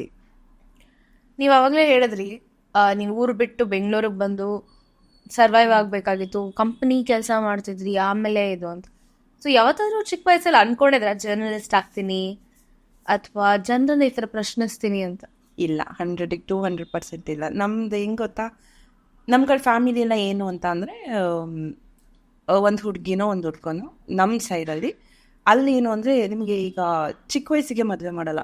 ಡಿಗ್ರಿ ಮುಗಿತಾ ಮದುವೆ, ಇದ ಹೆಣ್ಮಗಳು ಅಥವಾ ಗಂಡು ಆ ಥರ ಇಲ್ಲ. ಶೃಂಗೇರಿ ಆ ಕಡೆ ಸೈಡ್ ಅವ್ರ ಮನೇಲಿ ಎಷ್ಟು ಓದಿಸ್ತಾರೋ ನಮ್ಮ ಮನೇಲಿ ಅದಕ್ಕಿಂತ ಜಾಸ್ತಿ ಓದಿಸ್ಬೇಕು. ಅವ್ರ ಮನೇಲಿ ಯಾವ ಕಾಲೇಜಿಗೆ ಸೇರಿಸಿದಾರೋ ನಮ್ಮ ಮನೇಲಿ ಅದಕ್ಕಿಂತ ದೊಡ್ಡ ಕಾಲೇಜಿಗೆ ಸೇರಿಸ್ಬೇಕು. ಹಂಗಿದ್ದಿದ್ದು. ನಾನು ಅನ್ಕೊಂಡಿದ್ದೆ ಡಾಕ್ಟರ್, ಇಂಜಿನಿಯರ್ ಆಗ್ತೀನಿ ಅಂತ. ಮೋಸ್ಟ್ಲಿ ನನ್ನ PU ನಂಗೆ ತುಂಬಾ ಒತ್ತಾಯ ಮಾಡಿದ್ರು, ಸೈನ್ಸ್ ತಗೋ ಅಂತ. ನನ್ನ ಅತ್ತೆ ತುಂಬಾ ಹೇಳಿದ್ರು. ನನಗೆ ಒಬ್ರು ಡಾಕ್ಟ್ರು ನನ್ನ ಫ್ಯಾಮಿಲಿ ಡಾಕ್ಟ್ರು ತುಂಬ ಸಜೆಸ್ಟ್ ಮಾಡಿದ್ರು, ನಮ್ದು ಆಯುರ್ವೇದಿಕ್ ಕಾಲೇಜ್ ಇದೆ, ನೀನು ಸೈನ್ಸ್ ತಗೋ, ನೀನು PU ಮುಗಿದ ತಕ್ಷಣ ನಾವು ಇದು ಮಾಡ್ತೀವಿ, ನೀನು ಡಾಕ್ಟ್ರ್ ಆಗು ಅಂತ. ಮೋಸ್ಟ್ಲಿ ನಾನು ಅದೇ ಕನ್ಸು ಕಂಡಿದ್ದೆ. ಬಟ್ ಸ್ವಲ್ಪ ಚೇಂಜ್ ಆಯಿತು. ಯಾವಾಗ ಚೇಂಜ್ ಆಯಿತು? PU ಬರೋಕ್ಕೂ ಚೇಂಜ್ ಆಯಿತು. ಯಾಕಂದ್ರೆ ನಾನು 10th ಇರ್ತಾ ನನ್ನ ಅತ್ತೆ ಮಗ ಸೆಕೆಂಡ್ PU ಅನ್ಸುತ್ತೆ, ಅವ್ನು ಸೈನ್ಸ್ ತಗೊಂಡು ಫೇಲ್ ಆಗ್ಬಿಟ್ಟಿದ್ದ. ಸೊ ನನ್ಗೇನು ಅಂದ್ರೆ ಸೈನ್ಸ್ ಫೇಲ್ ಆಗ್ತೀವಿ ಆ ಭಯ ಬಂದ್ಬಿಡ್ತು. ಕಾಮರ್ಸ್ ತಗೊಂಡೆ. ಸೊ ಹಂಗೆ ನನಗೆ ಏನು ಮಾಡ್ತೀನಿ ಅನ್ನೋದು ಗೊತ್ತಿರಲಿಲ್ಲ. ಡಿಗ್ರಿ ಮಾಡಬೇಕಾದ್ರೆ ನಾನು ಓದಿದ ಸಹ್ಯಾದ್ರಿ ಕಾಲೇಜ್. ಆ ಟೈಮಲ್ಲಿ ನನಗೆ ಸಹ್ಯಾದ್ರಿ ಕಾಲೇಜ್ಗೆ ಲೆಕ್ಚರ್ ಆಗಬೇಕು ಅನ್ನೋದು ತುಂಬ ಆಸೆ. ನಾನು ಲೆಕ್ಚರ್ ಆಗಬೇಕು ಅಂತ. ಅದಕ್ಕೆ ನಾನು MCOM ಮಾಡಿದೆ ಅಲ್ಲೇ ಪೆಸಿಟಲ್ಲಿ. MCOM ಮಾಡಿದ್ಮೇಲೆ ನಂಗೆ ಲೆಕ್ಚರ್ ಆಗಬೇಕು ಅನ್ನೋದು ತುಂಬ ಆಸೆ ಇತ್ತು. ಬಟ್ ನಾನು ಮಾಡಿರೋ ಟೈಮಲ್ಲಿ ನೆಟ್ ಸ್ಲೆಟ್ ಬಂದು. ಸೊ ಆ ಟೈಮ್ ನಮ್ಗೆ ಕಷ್ಟ ಇತ್ತು. ಎಕ್ಸಾಮ್ ಬರೀಬೇಕು, ಎಕ್ಸಾಮ್ ಕ್ಲಿಯರ್ ಆಗಬೇಕು. ನೆಟ್ ಸ್ಲೆಟ್ ನಾನು ಇವತ್ತವರೆಗೂ ಕ್ಲಿಯರ್ ಆಗಿಲ್ಲ. ನೆಟ್ಟು ಆಗಿಲ್ಲ, ಸ್ಲೆಟ್ಟು ಆಗಿಲ್ಲ. ಸೊ ಕ್ಲಿಯರ್ ಆಗಿದ್ರೆ ನಾನೆಲ್ಲೋ ಮೋಸ್ಟ್ಲಿ ಅಲ್ಲಿ ಹೋಗ್ತಿದ್ದೆ ಅನ್ಸುತ್ತೆ. ಇನ್ನೊಂದು ಗೊತ್ತಾ ನಿಮಗೆ, ಚಿಕ್ಕಮಂಗ್ಳೂರಲ್ಲಿ BGS ಕಾಲೇಜ್ ಇದೆ. ನಂಗಲ್ಲಿ MBAಗೆ ಕೆಲಸ ಸಿಕ್ಕಿತ್ತು ಟೀಚ್ ಮಾಡೋಕ್ಕೆ. ಜಸ್ಟ್ ಏನೂ ಇಲ್ಲ, ಹೋಗ್ಬಿಟ್ಟು ರೆಸ್ಯೂಮ್ ಕೊಟ್ಟೆ. ಅವರು ಇಂಟರ್ವ್ಯೂ ಕರಿತೀನಿ ಅಂದ್ರು, ಕರೆದಿಲ್ಲ. ರೆಫರೆನ್ಸ್ ಮೇಲೆ ನೀವು ಬಂದು ಜಾಯ್ನ್ ಆಗಿ ಅಂದ್ರು. 2016 ನಂದು M.Com ಮುಗಿದು ಒಂದು 15 ಡೇಸಲ್ಲಿ 15,000 ಸ್ಯಾಲ್ರಿ ಫಿಕ್ಸ್ ಮಾಡಿದ್ರು MBAಗೆ. ಸೊ ನನ್ಕಿಂತ 1 ಇಯರ್ ಜೂನಿಯರ್ ಇರ್ಬೋದು ಮೋಸ್ಟ್ಲಿ. ನನಗೇನಾಯ್ತಂದ್ರೆ ನನ್ಕಿಂತ ಜೂನಿಯರ್ 1 ಇಯರು, ನನ್ಗೆ ಈಗ ಗೊತ್ತಿರೋದೇ ಸ್ವಲ್ಪ, ಇನ್ನು ಅವ್ರ ಮುಂದೆ ಹೋಗಿ ಹೇಗ್ ಮರ್ಯಾದೆ ತೆಗೆಸ್ಕೊಂಡ್ಲಿ, ಆಬ್ವಿಯಸ್ಲಿ ಅದು ಇದಾಗತ್ತಲ್ವಾ. ಸೊ ಅದು ಭಯ ಪಟ್ಟು ನನ್ನ ಮನೇಲಿ ನನಗೆ ನನ್ನ ಭಾವ ರೆಫರ್ ಮಾಡಿದ ಅವ್ರ ನಂಬರ್ನ ಬ್ಲಾಕ್ ಲಿಸ್ಟ್ ಹಾಕಿ, ಮನೆಯವ್ರದ್ದೆಲ್ಲ ಬ್ಲಾಕ್ ಲಿಸ್ಟ್ ಹಾಕಿ ಸುಮ್ಮನಾಗ್ಬಿಟ್ಟಿತ್ತು. ಸೊ ಅಲ್ಲಿಗೆ ನೀವು ಹೋಗ್ಲೇ ಇಲ್ಲ, ಇಂಟರ್ವ್ಯೂ ಕೊಡ್ಲೇ ಇಲ್ಲ? ಇಂಟರ್ವ್ಯೂನೇ ಇಲ್ಲ. ನಂಗೆ ಇಂಟರ್ವ್ಯೂಗೆ ಬನ್ನಿ ಅಂತಿದ್ರಲ್ವಾ, ಡೈರೆಕ್ಟ್ ಜಾಯ್ನ್ ಆಗಿ ಅಂತ ಜಾಯ್ನ್. ಸೊ ಡೈರೆಕ್ಟ್ ಸಜೆಷನ್ ಅಲ್ಲಿ ದೇ ಕನ್ಸಿಡರ್ಡ್ ನಿಮ್ಮ ರೆಸ್ಯೂಮ್ ಅಂಡ್ ಡೈರೆಕ್ಟ್ ಜಾಯ್ನಿಂಗ್ ಇತ್ತು. 15,000 ಸ್ಯಾಲ್ರಿ ಆ ಟೈಮಲ್ಲಿ 2016. ಅದು ನನ್ನ ಜೂನಿಯರ್ಸ್ ಆಗ್ತಾರೆ MBA. ಇವಾಗ ಹೋಗಿದ್ರೆ ಒಂದು 10 ವರ್ಷ ಎಕ್ಸ್ಪೀರಿಯನ್ಸ್. ಈ ಫೀಲ್ಡಿಗೆ ಸೇರ್ಕೊಂಡ ಮೇಲೆ ನೀವು ಪಟ್ಟಂತ ಮೋಸ್ಟ್ ಚಾಲೆಂಜಿಂಗ್ ಫ್ಯಾಕ್ಟ್ರಿ? ಹೇಳಿದ್ವಲ್ಲ, ನಮ್ಮ ಕೆಲಸ ಉಳಿಸ್ಕೊಬೇಕು ಅಂತ ಇದು ಮಾಡಿದ್ವಿ. ಆಮೇಲೆ ಇದೇನು ಗೊತ್ತಾ, ನೀವು ಒಂಚೂರು ಏನೋ ಮಾಡ್ತಿದ್ದೀರಂದ್ರೆ ನಿಮ್ಮ ಮೇಲೆ 10 ಕಣ್ಣಿರುತ್ತೆ. ಆ 10 ಕಣ್ಣಲ್ಲೂ ಇವ್ರು ನಾವು ತೆಗಿಬೇಕು ಅಂತ ಇರುತ್ತೆ, ಇವರು ಸರಿ ಇಲ್ಲ ಅಂತ ಇರುತ್ತೆ, ಇವ್ರು ಇನ್ನೊಂದೇನೋ ಅಂತ ಇರುತ್ತೆ, ಮತ್ತೊಂದೇನೋ ಅಂತ ಇರುತ್ತೆ. ಸೊ ಹೋಗಿ ಫಿಟ್ಟಿಂಗ್ ಇಡ್ತಾರೆ, ಇನ್ನೊಂದೆಲ್ಲ ಮಾಡ್ತಾರೆ. ಅಥವಾ ಅವ್ರಿಗೆ ನಾವು ಅವ್ರಿಗೊಂದು ಇರುತ್ತೆ, ಓ ಈ ಹುಡುಗಿ ನಾನು ಏನೋ ಸಮಥಿಂಗ್, ಆವಾಗ ಸಿಕ್ಕಿಲ್ಲ ಅನ್ನೋದಿರುತ್ತೆ. ಇದೆಲ್ಲ ಇರುತ್ತೆ. ಕೆಲಸ ಉಳಿಸ್ಕೊಳಕ್ ನಾವು ತುಂಬಾ ಕಷ್ಟಪಟ್ಟಿದ್ವಿ, ಕೆಲಸದಿಂದ ಗ್ರೋತ್ ಆಗಕ್ ಕಷ್ಟಪಟ್ಟಿದೀವಿ. ಸೊ ಒಂದೊಂದು ಸುದ್ದಿ ಸಿಗ್ಬೇಕಾದ್ರೆ ನಂಗೆ ಖುಷಿ ಆಗ್ತಾ ಇತ್ತು, ಈ ನನ್ನ ಈಗ ರೆಕಗ್ನೈಸ್ ಮಾಡ್ತಾರೆ ಅಂತ. ಮಾಡ್ತಿರ್ಲಿಲ್ಲ, ಯಾಕಂದ್ರೆ ಬಿಡ್ತಿರ್ಲಿಲ್ಲ. ಆವಾಗಲೇ ನೀವು ಹೇಳ್ದಂಗೆ ಇವಾಗ ಒಂದೊಂದೇ ಡೆಸಿಗ್ನೇಷನ್ಗಳಿರುತ್ತೆ ಒಂದು ಚಾನೆಲ್ ಒಳಗೆ. ಒಂದು ಜಾಗದಿಂದ ಇನ್ನೊಂದು ಹೆಜ್ಜೆ ತಗೊಳತಿಗೆ ಪಟ್ಟಂತ ಕಷ್ಟ 100 ಇರುತ್ತೆ. ಬಟ್ ಫಸ್ಟ್ ಟೈಮ್ ಕ್ಯಾಮ್ರಾ ಮುಂದೆ ಬಂದು ನಿಮ್ಮ ಒಂದು ಆಂಕರಿಂಗ್ ಮಾಡತ್ತಿಗೆ ಆದಂತ ಎಕ್ಸ್ಪೀರಿಯನ್ಸ್? ಫಸ್ಟ್ ಟೈಮ್ ಲೈವ್ ಕೊಟ್ಟಿದ್ವಿ. ಆಂಕರಿಂಗ್ ಅನ್ನ ನಾನು ಮಾಡಿದೆ ದಿಗ್ವಿಜಯದಲ್ಲಿ. ಅಷ್ಟೇ ನಾನು ರೆಕಗ್ನೈಸ್ ಆಗಿಲ್ಲ. ನಾನು ಬಂದಿದ್ದೆ BTVಗೆ, ರೆಕಗ್ನೈಸ್ ಆಗಿದ್ದೆ BTV. You are the face of BTV ಅಂತಾನೆ ಹೇಳ್ಬೋದು. ಈಗ ಅದಕ್ಕೆ ಕುಮಾರ್ ಸರ್ಗೆ ಥ್ಯಾಂಕ್ಸ್ ಹೇಳಬೇಕು. ಬಟ್ ಅದೇ ಹೇಳಿದ್ನಲ್ಲ, ತುಂಬಾ ಜನ ಹೋಗ್ಬಿಟ್ಟು ಸರ್ಗೆ ಫಿಟ್ಟಿಂಗ್ ಇಟ್ಟಿದ್ದಾರೆ, ಈ ಹುಡುಗಿನ ಇವಳ ಹಿಂಗೆಲ್ಲ ಇಟ್ಟಿದ್ದಾರೆ. ಬಟ್ ಸರ್ ಒಂದ್ ವಿಷಯ ಹೇಳ್ತೀನಿ, ಯಾರು ಏನ್ ಬೇಕಾದ್ ಕೆಡ್ದಾಗ ಅನ್ಕೊಂಡ್ಲಿ ನೋ ಪ್ರಾಬ್ಲಮ್. ನಮ್ ಸೈಡ್ ಮೀಡಿಯಾ ಸೈಡ್ ಅವರು ಎಷ್ಟರೋ ಕೆಡ್ದಾಗ ಅನ್ಕೊಂಡ್ಲಿ, ಬಟ್ ಸರ್ ಒಬ್ರಿಗೆ ಟ್ಯಾಲೆಂಟ್ ಇದೆ ಅಥವಾ ಆ ಹುಡುಗಿನ ಬೆಳೆಸ್ಬೇಕು ಅಥವಾ ಆ ಹುಡುಗನ ಬೆಳೆಸ್ಬೇಕು, ಅವ್ರನ್ನ ಬೆಳೆಸ್ಬೇಕು ಅಂದ್ರೆ ನಿಂತ್ಕೊಂಡ್ರೆ ಆ ಡಿಸಿಷನ್ನ ಚೇಂಜ್ ಮಾಡಲ್ಲ.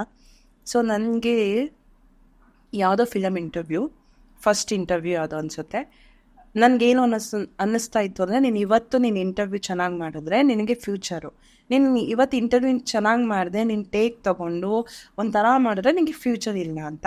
ಐ ಥಿಂಕು ಈ ಟಿಕ್ಟಾಕ್ ಬರ್ತಿತ್ತು ಗೊತ್ತಾ, ಟಿಕ್ಟಾಕ್ ಸ್ಟಾರ್ಗಳದ್ದು ಇಂಟರ್ವ್ಯೂ ನನಗೆ ಕರೆದ್ಬಿಟ್ಟು, ಬಾಯ್ ಹಿಂಗೆ ಹೋಗ್ತಾ ಇದೆ ಸರ್, ಕರೆದ್ಬಿಟ್ಟು ಬಾಯ್ಲಿ ಇವರಿಬ್ರನ್ನ ಕರ್ಸ್ಬಿಟ್ಟು, ಅವರಿಬ್ರು ಗಂಡ ಹೆಂಡತಿ ಇವರಿಬ್ರನ್ನ ಕರ್ಸ್ಬಿಟ್ಟು ಇಂಟರ್ವ್ಯೂ ಮಾಡಬೇಕು. ಸರಿ, ನಾನೇಂತ ಗೊತ್ತಿಲ್ಲ, ಕರೆಸ್ದೆ, ಇಲ್ಲ ನೀನೇ ಮಾಡಬೇಕು ಅಂದ್ರೆ.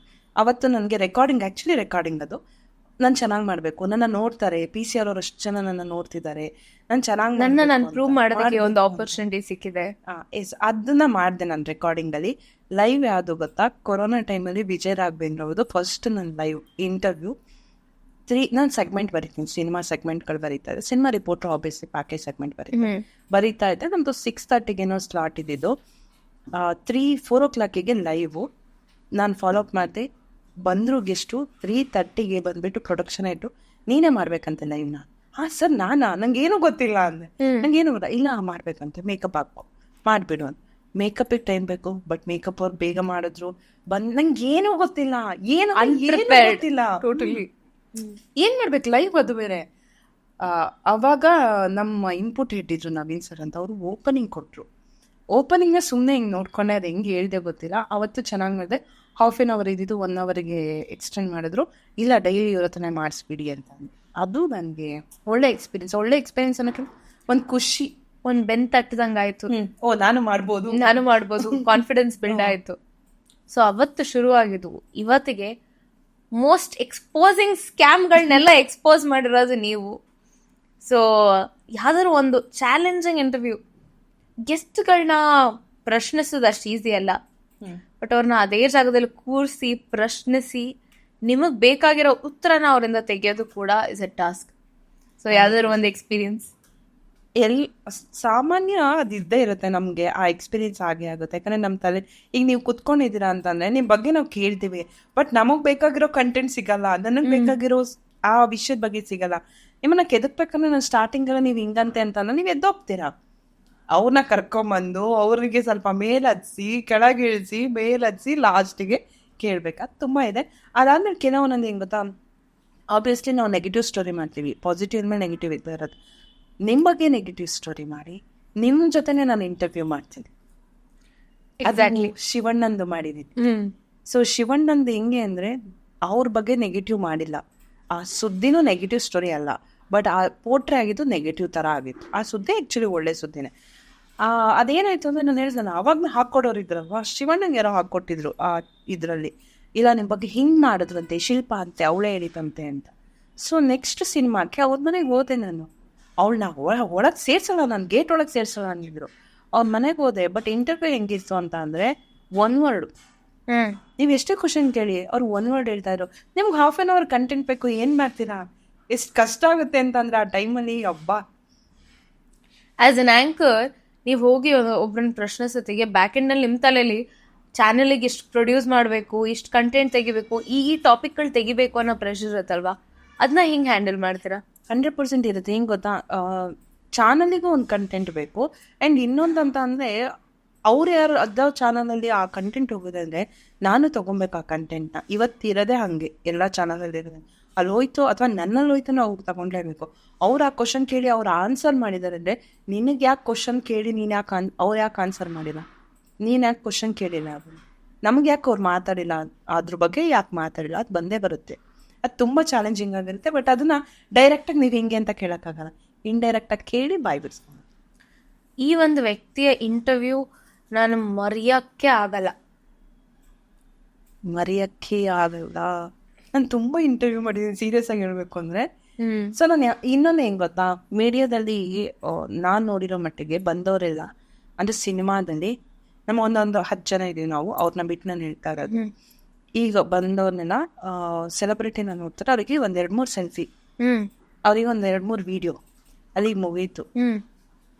ಸೊ ಅವ್ರ ಕಡೆ ಆಮೇಲೆ ಮುಗ್ದೋಯ್ತು. ಅವರಿಗೆ ನಾನು ಕೆಲಸ ಮಾಡಬೇಕು, ನಾನು ಇಷ್ಟು ಮಾಡಬೇಕು, ಇದು ಮಾಡ್ಬೇಕು ಅಂತ ಏನಿಲ್ಲ. ಸೊ ಈಗಿನ ಇದರಲ್ಲಿ ನಾನು ಆಲ್ಮೋಸ್ಟ್ ಎಲ್ಲರನ್ನ ಮಾಡಿದ್ದೀನಿ, ಯಾವುದು ಎಲ್ಲ ಓಕೆ ಅನ್ಸುತ್ತೆ, ಮರೆಯೋಕ್ಕಾಗಲ್ಲ ಅನ್ನೋದು ಅಂದರೆ ಒಂದು ಗುಡ್ ಮೆಮೊರಿ ಆಗಿರ್ಬೋದು ಅಥವಾ ನೆಗೆಟಿವ್ ಆಗಿರ್ಬೋದು. ಇವಾಗ ನೀವು ಹೇಳಿದ್ರಿ ಶಿವಣ್ಣನ ಒಂದು ಇಂಟರ್ವ್ಯೂ ಬಗ್ಗೆ ಹೇಳಿದ್ರಿ, ಬಟ್ ಜನ ಅದನ್ನ ತುಂಬ ಇಷ್ಟಪಟ್ಟರು ಅನ್ನೋದಾಗಿರ್ಬೋದು. ಅದೇ ಮರೆಯೋಕ್ಕಾಗಲ್ಲ ಅಂದರೆ ಶಿವಣ್ಣಂದು ಇವತ್ತಿಗೂ ಮರೆಯೋಕ್ಕಾಗಲ್ಲ. ಅವ್ರ ಎದುರುಗಡೆ ಹೋದ್ರು ನಂಗೆ ಅದು ನೆನಪಾಗೇ ಆಗುತ್ತೆ. ಸೊ ಹಿಂಗಾಯ್ತಲ್ಲ ಅಂತ ಕೆಲವೊಂದೊಂದು ಇದೆ, ಬಟ್ ಅದು ಯಾವುದು ಅಂತ ನೆನಪಾಗ್ತಿಲ್ಲ. ಓಕೆ, ಸೊ ಇತ್ತೀಚೆಗೆ ಹೊಸ ಸುದ್ದಿ, ಶಿಲ್ಪಾ ಅವರಿಗೆ ಮದುವೆ ಆಗಿದೆ. ಲವ್ ಮ್ಯಾರೇಜಾ ಅರೇಂಜ್ ಮ್ಯಾರೇಜಾ? Family marriage. ಇದ್ಯಾವ ಥರ ಇದು ಫ್ಯಾಮಿಲಿ ಮ್ಯಾರೇಜ್? ಈಗ ಲವಲ್ ತುಂಬ ಇರಲ್ವಾ, ನಾವು ಲವಲ್ ಒಂದೇ ನೋಡ್ತೀವಿ, ಅದು ಏನೇನೋ ಲವ್ಗಳು ಇರುತ್ತಲ್ವಾ. ಸೊ ಹಂಗೆ ಫ್ಯಾಮಿಲಿ ಮ್ಯಾರೇಜಲ್ಲೂ ತುಂಬ ಇದೆ. ಸೊ ಅವರು ಕೂಡ ಮೀಡಿಯಾ ಫೀಲ್ಡ್ ಅಲ್ಲಿ ಇರೋದು. So is this like BTV versus public TV? Versus ಇಲ್ಲ, ಪಬ್ಲಿಕ್ ಟಿವಿ BTV. ಸೊ ಅವ್ರ ಬಗ್ಗೆ ಏನಾದ್ರು ಹೇಳಕ್ ಇಷ್ಟಪಡ್ತೀರಾ? How did you meet? ಹೇಗೆ? Family member. ಸೊ ಮೀಟ್ ಆದ್ವಿ, ನಮ್ಮನೇಲೆ ಕೇಳಿದ ಅನ್ಸುತ್ತೆ ಮದುವೆಗೆ. ಕೇಳಿದ್ರು ಅಂದರೆ ನನ್ನ ಫ್ಯಾಮಿಲಿ ಸಪೋರ್ಟ್ ಮಾಡಿಲ್ಲ, ನನ್ನ ದೊಡ್ಡಪ್ಪ ಸಪೋರ್ಟ್ ಮಾಡಿಲ್ಲ ನನ್ನ ಮದುವೆಗೆ. ನನ್ನ ಫ್ಯಾಮಿಲಿಯವ್ರು ಯಾರು ಸಪೋರ್ಟ್ ಮಾಡಿಲ್ಲ. ಫ್ಯಾಮಿಲಿ ಮೀನ್ಸ್ ನನ್ನ ಅಪ್ಪನ ಸೈಡು ಅತ್ತೆಯವ್ರ ಯಾರೂ ಬಂದಿಲ್ಲ ಮದುವೆಗೆ. ಸೊ ನಾನು ತುಂಬ ಇಷ್ಟಪಡ್ತಿದ್ದಿದ್ದು ಫ್ಯಾಮಿಲಿ, ತುಂಬ ಅಂದರೆ ತುಂಬ ಇಷ್ಟಪಡ್ತಿದ್ದು. ಇವತ್ತು ಏನೇ ಆದರೂ ನನ್ನ ಅಕ್ಕನಿಗೆ ನಾನು ಹೇಳ್ತಾ ಇದ್ದೆ, ನನಗೆ ಹಿಂಗಾಯ್ತು ಹಂಗಾಯ್ತು ಅಂತ ಇದ್ದೆ, ನಮ್ಮ ಅತ್ತೆಗೆ ಹೇಳ್ತಾ ಇದ್ದೆ. ಬಟ್ ಇವತ್ತು ಅವ್ರು ಯಾರೂ ಇಲ್ಲ, ಕಾಂಟ್ಯಾಕ್ಟಲ್ಲಿ ಇಲ್ಲ. ಸೊ ಎಲ್ಲ ಒಂದು ಕಡೆ ಬೇಜಾರಾಯಿತು. ಮದುವೆ ಅಂದರೆ ತುಂಬ ಕೆಲವೊಂದು ಕಡೆ ಪ್ರತಿಯೊಬ್ಬರಿಗೂ ಅವರ ಬ್ಯಾಕ್ ಗ್ರೌಂಡ್ ಅಂತ ಬಂದಾಗ ಫ್ಯಾಮಿಲಿ ತುಂಬ ಇಂಪಾರ್ಟೆಂಟ್ ಆಗುತ್ತೆ. ಹಿಂದೆ ಬಿದ್ದಾಗ ಫ್ಯಾಮಿಲಿ ಹಿಡಿತಾರೆ ನಮ್ಮನ್ನ ಅನ್ನೋ ಒಂದು ಕಾನ್ಫಿಡೆನ್ಸ್ ಇರುತ್ತೆ. ಅದೆಲ್ಲೋ ನಿಮ್ಮ ಲೈಫಲ್ಲಿ ಇಲ್ಲ ಅಂತ ಅನಿಸಿದೆ? ನನ್ನ ಲೈಫಲ್ಲಿ ಫಸ್ಟಿಂದನೂ ಇಲ್ಲ. ನನಗೆ ಹಿಂಗಡೆ ಫ್ಯಾಮಿಲಿ ಸಪೋರ್ಟ್ ಮಾಡ್ತಾರೆ. ಫ್ಯಾಮಿಲಿ ಸಪೋರ್ಟ್ ಏನು ಗೊತ್ತಾ, ನೀನು ಹೇಗಿದ್ಯಾ, ಚೆನ್ನಾಗಿದ್ಯಾ, ಊಟ ಆಯ್ತಾ, ತಿಂಡಿ ಆಯ್ತಾ, ನೀನು ಕೆಲ್ಸಕ್ಕೆ ಹೋಗಿ ಬಂದ್ಯಾ, ಅಥವಾ ನೀನು ಹೋಗ್ತಿದ್ಯಾ ಅಂದರೆ ನಿಧಾನ ಹೋಗು, ಇಷ್ಟು ಬಂದಿರೋದು. ನೀನು ಯಾರು, ನೀನು ಏನು ಮಾಡ್ತಾ ಇದೀಯ, ನಿನ್ನ ಆಸೆಗಳೇನು, ನಿನಗೆ ಸರಿಯಾದ ಏಜಿಗೆ ನಾನು ಮದುವೆ ಮಾಡಬೇಕು, ನಿಂಗೆ ಏನು ನೀಡ್ಸ್ ಇದೆ, ನಿಂಗೆ ಏನು ಬೇಕು, ನೀನೇನು ಮಾಡ್ಕೊಂಡಿದ್ಯಾ ಅಂತ ಯಾರು ನಾನು ಕೇಳಿಲ್ಲ ಇವತ್ತವರೆಗೂ. ನನ್ನ ಫ್ಯಾಮಿಲಿ ನಾನು ಹೇಳ್ತಾ ಇರೋದು. ಅವ್ರಿಗೇನು ಅಂತಂದ್ರೆ ನೀನು ನಿಧಾನ ಹೋಗು, ಅಯ್ಯೋ ಅಲ್ಲೇನೋ ಆಯಿತು ಇಲ್ಲೇನೋ ಆಯಿತು, ಆಫೀಸಿಂದ ನಿಧಾನ ಹೋಗು, ಹಾಗಂತ ನೀನು ದುಡ್ಡು ನಮ್ಗೆ ಕೊಡು ಅಂತಲೂ ಕೇಳಿಲ್ಲ. ನೀನು ಏನು ಮಾಡ್ತಿದ್ದೆ ನೀನು ಮಾಡ್ಕೊ, ಹಂಗೆ ಆ ಥರ ಇದ್ದಿದ್ದು ಫ್ಯಾಮಿಲಿ. ಬಟ್ ಹೇಳ್ಕೊಳಕ್ಕೆ ಫ್ಯಾಮಿಲಿ, ದೊಡ್ಡ ಫ್ಯಾಮಿಲಿ, ಹೆಸರಿರೋ ಫ್ಯಾಮಿಲಿ, ಟ್ರೆಡಿಷ್ನಲ್ ಫ್ಯಾಮಿಲಿ ಎಲ್ಲ ಬರುತ್ತೆ. ಫ್ಯಾಮಿಲಿ ಅಂತ ಬಂದಾಗ ಪ್ರತಿಯೊಂದು ಹುಡುಗಿಗೆ ತನ್ನ ಫಸ್ಟ್ ಸ್ಟೆಪ್ ಆಫ್ ಲೈಫ್ ಅಂತ ಅಂದಾಗ ಮದುವೆ ಇನ್ನೊಂದು ತಾಯಿ ತುಂಬ ಇಂಪಾರ್ಟೆಂಟ್ ಅಂತಾರೆ. ನಿಮ್ಮ ಅಮ್ಮನ ಬಾಂಡಿಂಗ್ ತಾಯಿ ಇಂಪಾರ್ಟೆಂಟ್. ಇವಾಗ ನೆನ್ಸ್ಕೊಂಡ್ರೆ ಬೇಜಾರಾಗುತ್ತೆ. ಇನ್ನೊಂದು ಹೇಳ, ಒಂದು ಹುಡುಗಿಗೆ ತಾಯಿ ಇರಲೇಬೇಕು. ಯಾಕಂತಂದರೆ ನೀವು ತುಂಬ ಸುಸ್ತಾಗಿ ಮನೆಗೆ ಹೋಗಿದಾಗ ಅಥವಾ ನೀವು ಲೇಟಾಗಿ ಹೋಗ್ತೀರಾ ಏನೋ, ನಿಮ್ಮ ತಾಯಿ ಆದರೆ ಲೇಟಾಗಿ ಬಂದ್ಯಾ, ಸುಸ್ತಾಯ್ತಾ, ಕೆಲಸ ಜಾಸ್ತಿನಾ, ಸರಿ ಬಿಡು ಬಾ ರೆಸ್ಟ್ ತಗೋ ಅಂತಾರೆ. ಅದೇ ನೀವು ಬೇರೆ ಮನೇಲಿದ್ರೆ ಯಾಕೆ ಲೇಟಾಗಿ ಬಂದ್ಯಾ, ನಂದೇನೋ ಕೆಲಸ ಆಯಿತು ನೀನು ಮಾಡಿಲ್ಲ, ಅಥವಾ ನನ್ನ ಸೊಸೆಗೇನೋ ಕೆಲಸ ಆಯಿತು ನೀನು ಮಾಡಿಲ್ಲ, ಅಥವಾ ನನ್ನ ಮಗಳಿಗೇನೋ ಕೆಲಸ ಆಯಿತು ನೀನು ಮಾಡಿಲ್ಲ. ಅಂದರೆ ನಿಮ್ಮನ್ನ ಒಬ್ಬರು ಅವ್ರ ಮನೇಲೂ ಕೆಲಸದವ್ರ ದೃಷ್ಟಿ ನೋಡ್ತಾರೆ. ಸೊ ಅವ್ರ ಮೈಂಡ್ಸೆಟ್ ಹಾಗೆ ಇರುತ್ತೆ. ಬಟ್ ಒಂದು ತಾಯಿ ನೀವು ಏನೇ ಮಾಡಿದ್ರು ಅವರು ಕ್ಷಮಿಸ್ತಾಳೆ. ಮತ್ತು ಅಷ್ಟೊಂದು ಏನು ಹೇಳ್ತಾರೆ, ತಾಯಿಗೆ ಮಕ್ಕಳಂದ್ರೇ ಪ್ರೀತಿ ಅಲ್ಲ. ಏನು ಮಾಡಿದ್ರು ಅಥವಾ ನಿಮ್ಮನ್ನ ಏನೇ ಮಾಡಿದ್ರು ರಕ್ಷಣೆ ಮಾಡೋದು ತಾಯಿ ತುಂಬ ಇಂಪಾರ್ಟೆಂಟ್. ಆಮೇಲೆ ಒಂದು ಹುಡುಗಿಗೆ ಹೆಣ್ಮಗುಗೆ ತಾಯಿ ತುಂಬ ಇಂಪಾರ್ಟೆಂಟ್. ಚಿಕ್ಕ ವಯಸ್ಸಿಂದ ಹಿಡಿದು ನಿಮ್ಗೆ ಹಂತದಲ್ಲೂ ಕೂಡ ನಿಮಗೆ ನೀವೊಂದು ಮೆಚೂರ್ ಆಗಿದ್ದೀರಾ ಅಂತಂದರೆ, ಅಂದರೆ ಇಟ್ ಮೀನ್ಸ್ ನೀವೊಂದು ಕೆಲಸ ಸಿಕ್ಕಿದೆ ಅಂದರೆ ನಿಮ್ಗೆ ಆ ಲೈಫಲ್ಲಿ ಇಂಪಾರ್ಟೆಂಟ್ ಆಗ್ತಾರೆ, ಓದೋ ಲೈಫಲ್ಲಿ ಇಂಪಾರ್ಟೆಂಟ್ ಆಗ್ತಾರೆ, ಮುಂದೆ ಮದುವೆ ಮಾಡಬೇಕು ಅಂದಾಗ ಆ ಲೈಫಲ್ಲಿ ಇಂಪಾರ್ಟೆಂಟ್ ಆಗ್ತಾರೆ, ಮದುವೆ ಆದಮೇಲೆ ಇಂಪಾರ್ಟೆಂಟ್ ಇರ್ತಾರೆ. ಒಟ್ಟಲ್ಲಿ ತಾಯಿ ಬೇಕು. ಏನೇ ಆದರೂ ಹೆಂಡ್ತಿರಾಗಿ ನೋಡಿದಾಗ ತಾಯಿ ಬೇಕು, ಏನೇ ಆದರೂ ಕಾಲ್ ಮಾಡಿ ಹೇಳೋಕ್ಕೆ ತಾಯಿ ಬೇಕು. ತಾಯಿ ಹತ್ರ ಹೇಳಿದ್ರೆ ಅಮ್ಮ ನಿಮ್ಗೆ ತಲೆನೋವು ಅಂತ ನಿಮ್ಮ ಅಮ್ಮಂಗೆ ಕಾಲ್ ಮಾಡಿ ಹೇಳಿ, ಏನಾದರೂ ಸೊಲ್ಯೂಷನ್ ಹೇಳ್ತಾರೆ. ಅದೇ ನೀವು ಬೇರೆಯವ್ರಿಗೆ ಕಾಲ್ ಮಾಡಿ ಹೇಳಿ, ಅಯ್ಯೋ ನನಗೂ ತಲೆನೋವು ಅಂತಾರೆ. ಸೊ ತುಂಬ ಇಂಪಾರ್ಟೆಂಟ್ ಲೈಫಲ್ಲಿ ಯಾರಿಗೆ ಆಗಲಿ. ನೀವು ಅವ್ರನ್ನ ಕಳ್ಕೊಂಡ್ಮೇಲೆ ನಿಮ್ಮ ಲೈಫಲ್ಲಿ ತುಂಬ ಏರ್ಪೇರ್ಗಳಾಯಿತು, ಕೆಲಸದಲ್ಲೂ ಏರ್ಪೇರ್ಗಳಿರ್ತವೆ. ಅದನ್ನೆಲ್ಲ ಹೆಂಗೆ ಬ್ಯಾಲೆನ್ಸ್ ಮಾಡಿದ್ರಿ?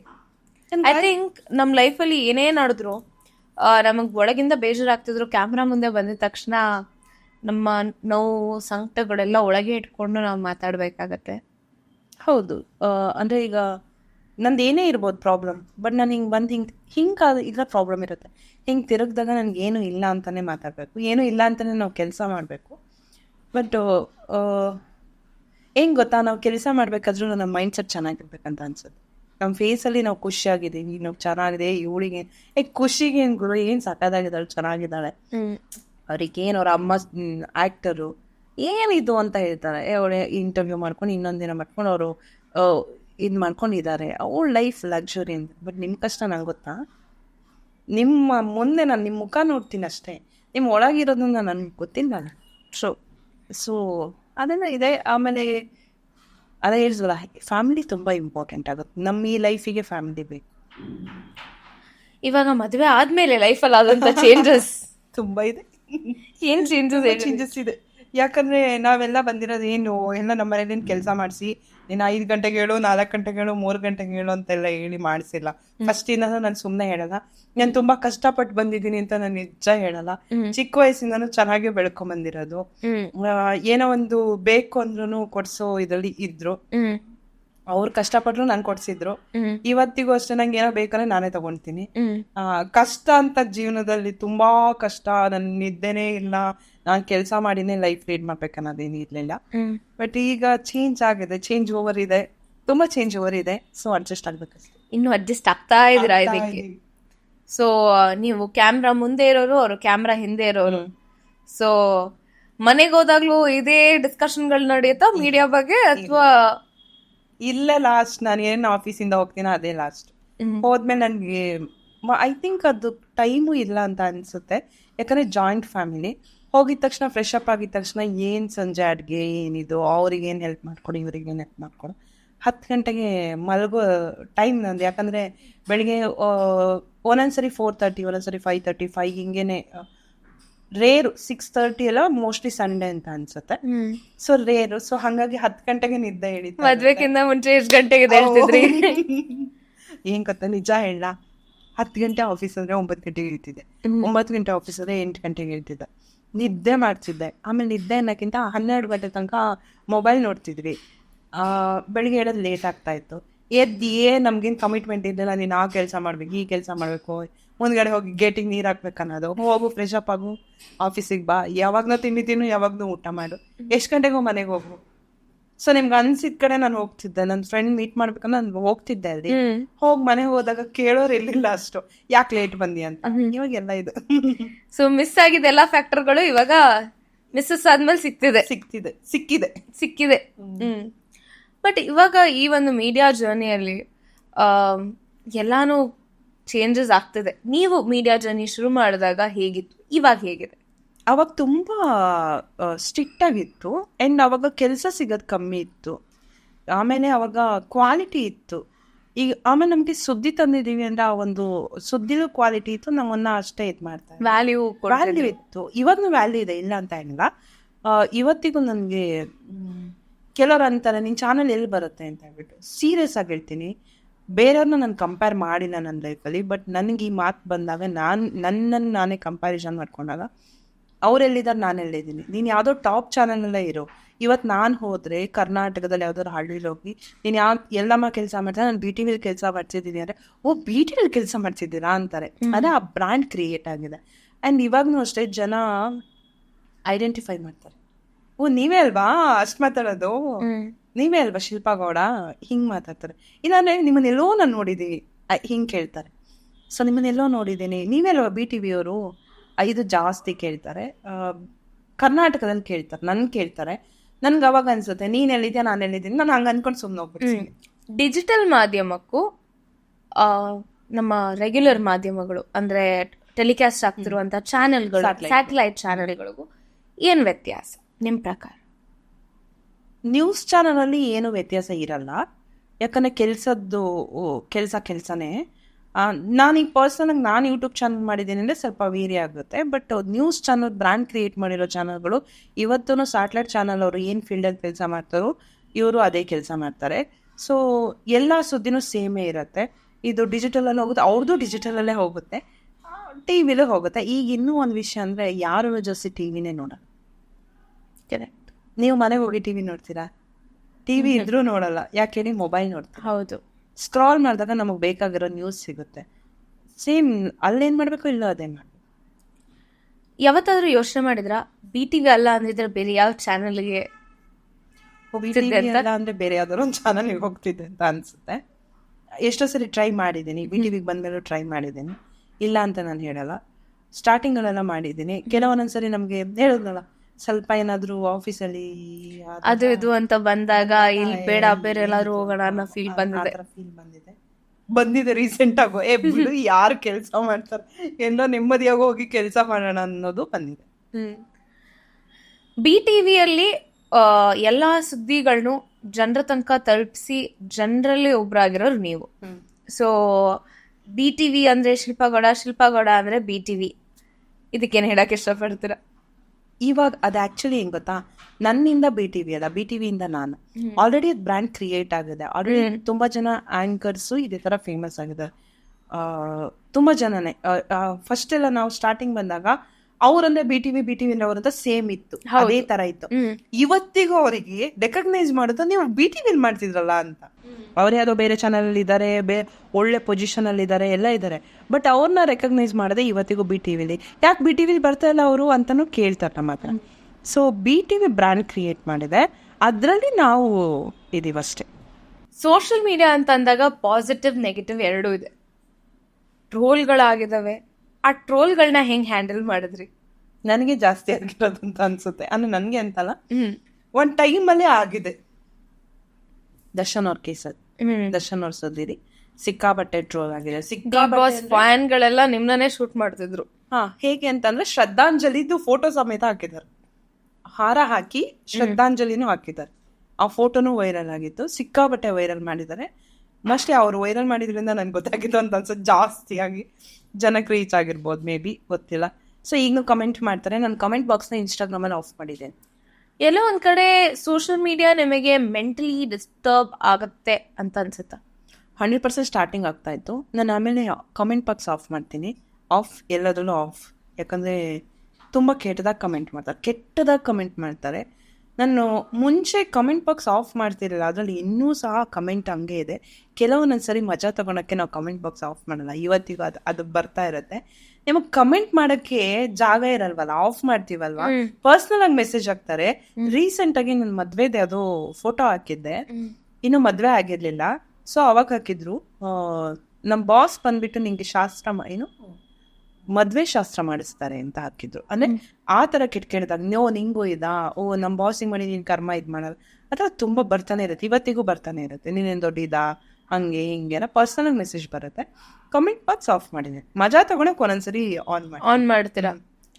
ಬಟ್ ಈ ಒಂದು ಟ್ರಾಲ್ ಅನ್ನೋದು ಇತ್ತೀಚೆಗೆ ತುಂಬಾ ಜಾಸ್ತಿ ಸದ್ ಮಾಡ್ತಿದೆ. ಸೊ ಟ್ರಾಲ್ ಅಂತ ಬಂದಾಗ ನೀವು ಕೂಡ ವಿಡಿಯೋಸ್ ಮಾಡಿ ಹಾಕಿದ್ದೀರಾ, ಟಿಕ್ಟಾಕ್ಸ್ ಆಗಿರ್ಬೋದು, ನಿಮ್ಮ ಪ್ರೊಫೈಲಲ್ಲಿ ಕಂಟೆಂಟ್ಗಳು, ನಿಮ್ಮ ಸೋಷಿಯಲ್ ಮೀಡಿಯಾಲಿ.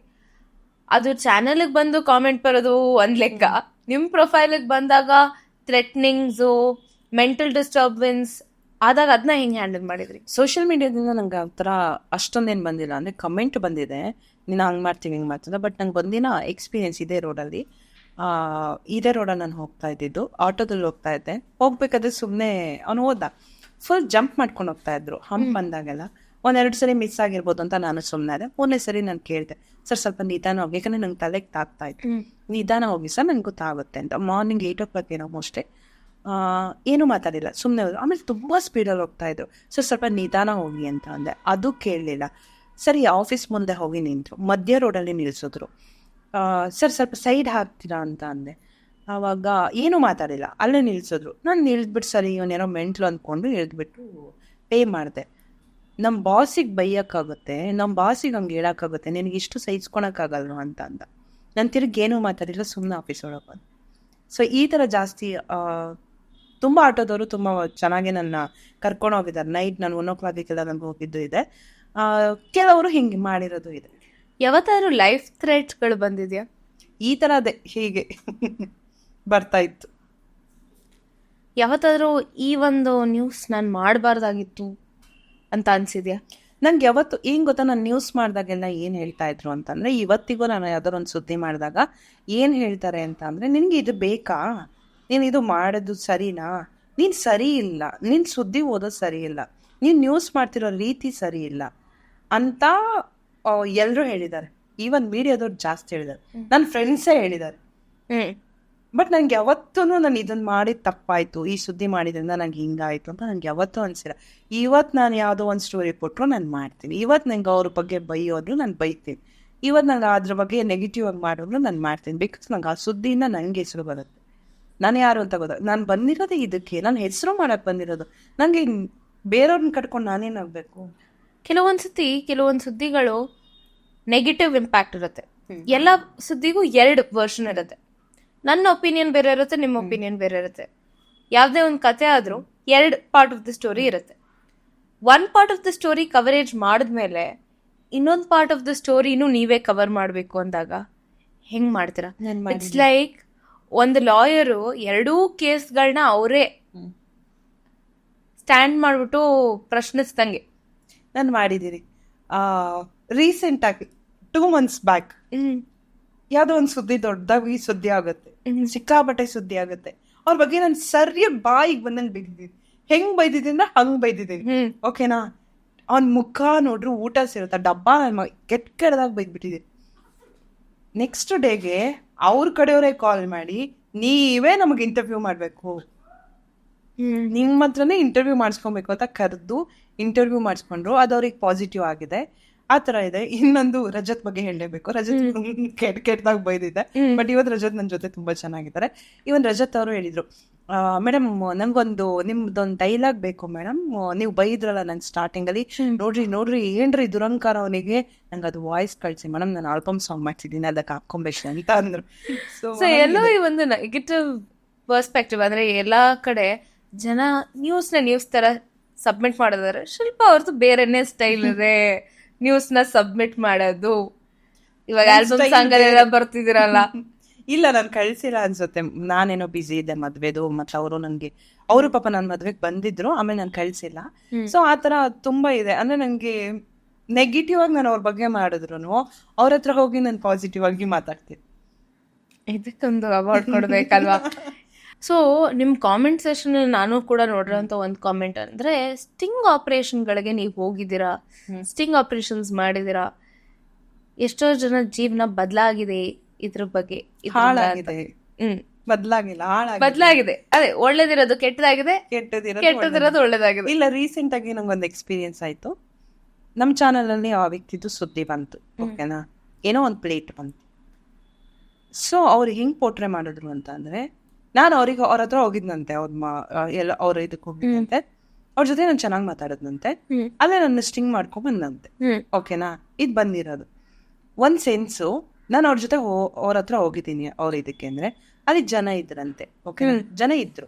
ಜನ ಇರೋದಕ್ಕೆ ನೀನ್ ಏನ್ ಮಾಡ್ತಿದ್ಯಾ, ನೀನ್ ಯಾವ್ದಾದ್ರು ಹುಡ್ಗಿ ಜೊತೆ ಏನಾದ್ರು ಮಾಡ್ತಿದ್ದೆ, ಅಥವಾ ನೀನ್ ಯಾವ್ದಾದ್ರು ದಂಧೆ ಮಾಡ್ತಿದ್ದೆ, ಅಥವಾ ಏನ್ ಮಾಡ್ತಿದ್ದೆ, ನೀನ್ ನಿಯತ್ತ ಕರೆಕ್ಟ್ ಆಗಲ್ಲ. ಜನದ ಮಧ್ಯದಲ್ಲಿ ನೀನೇನೋ ಆಶೀರ್ವಾದ ಮಾಡ್ತಿದ್ದಿ ಅಂದಾಗ, ನಾನ್ ಹೋಗಿದ್ದೀನಿ ಅಂತ ಅಂದ್ರೆ ನಂಗೂ ಆಶೀರ್ವಾದ ಮಾಡಿರ್ತೀನಲ್ವಾ, ಅದು ಸ್ಟಿಂಗ್ ಮಾಡಕ್ ಹಿಂಗ್ ಸಾಧ್ಯ.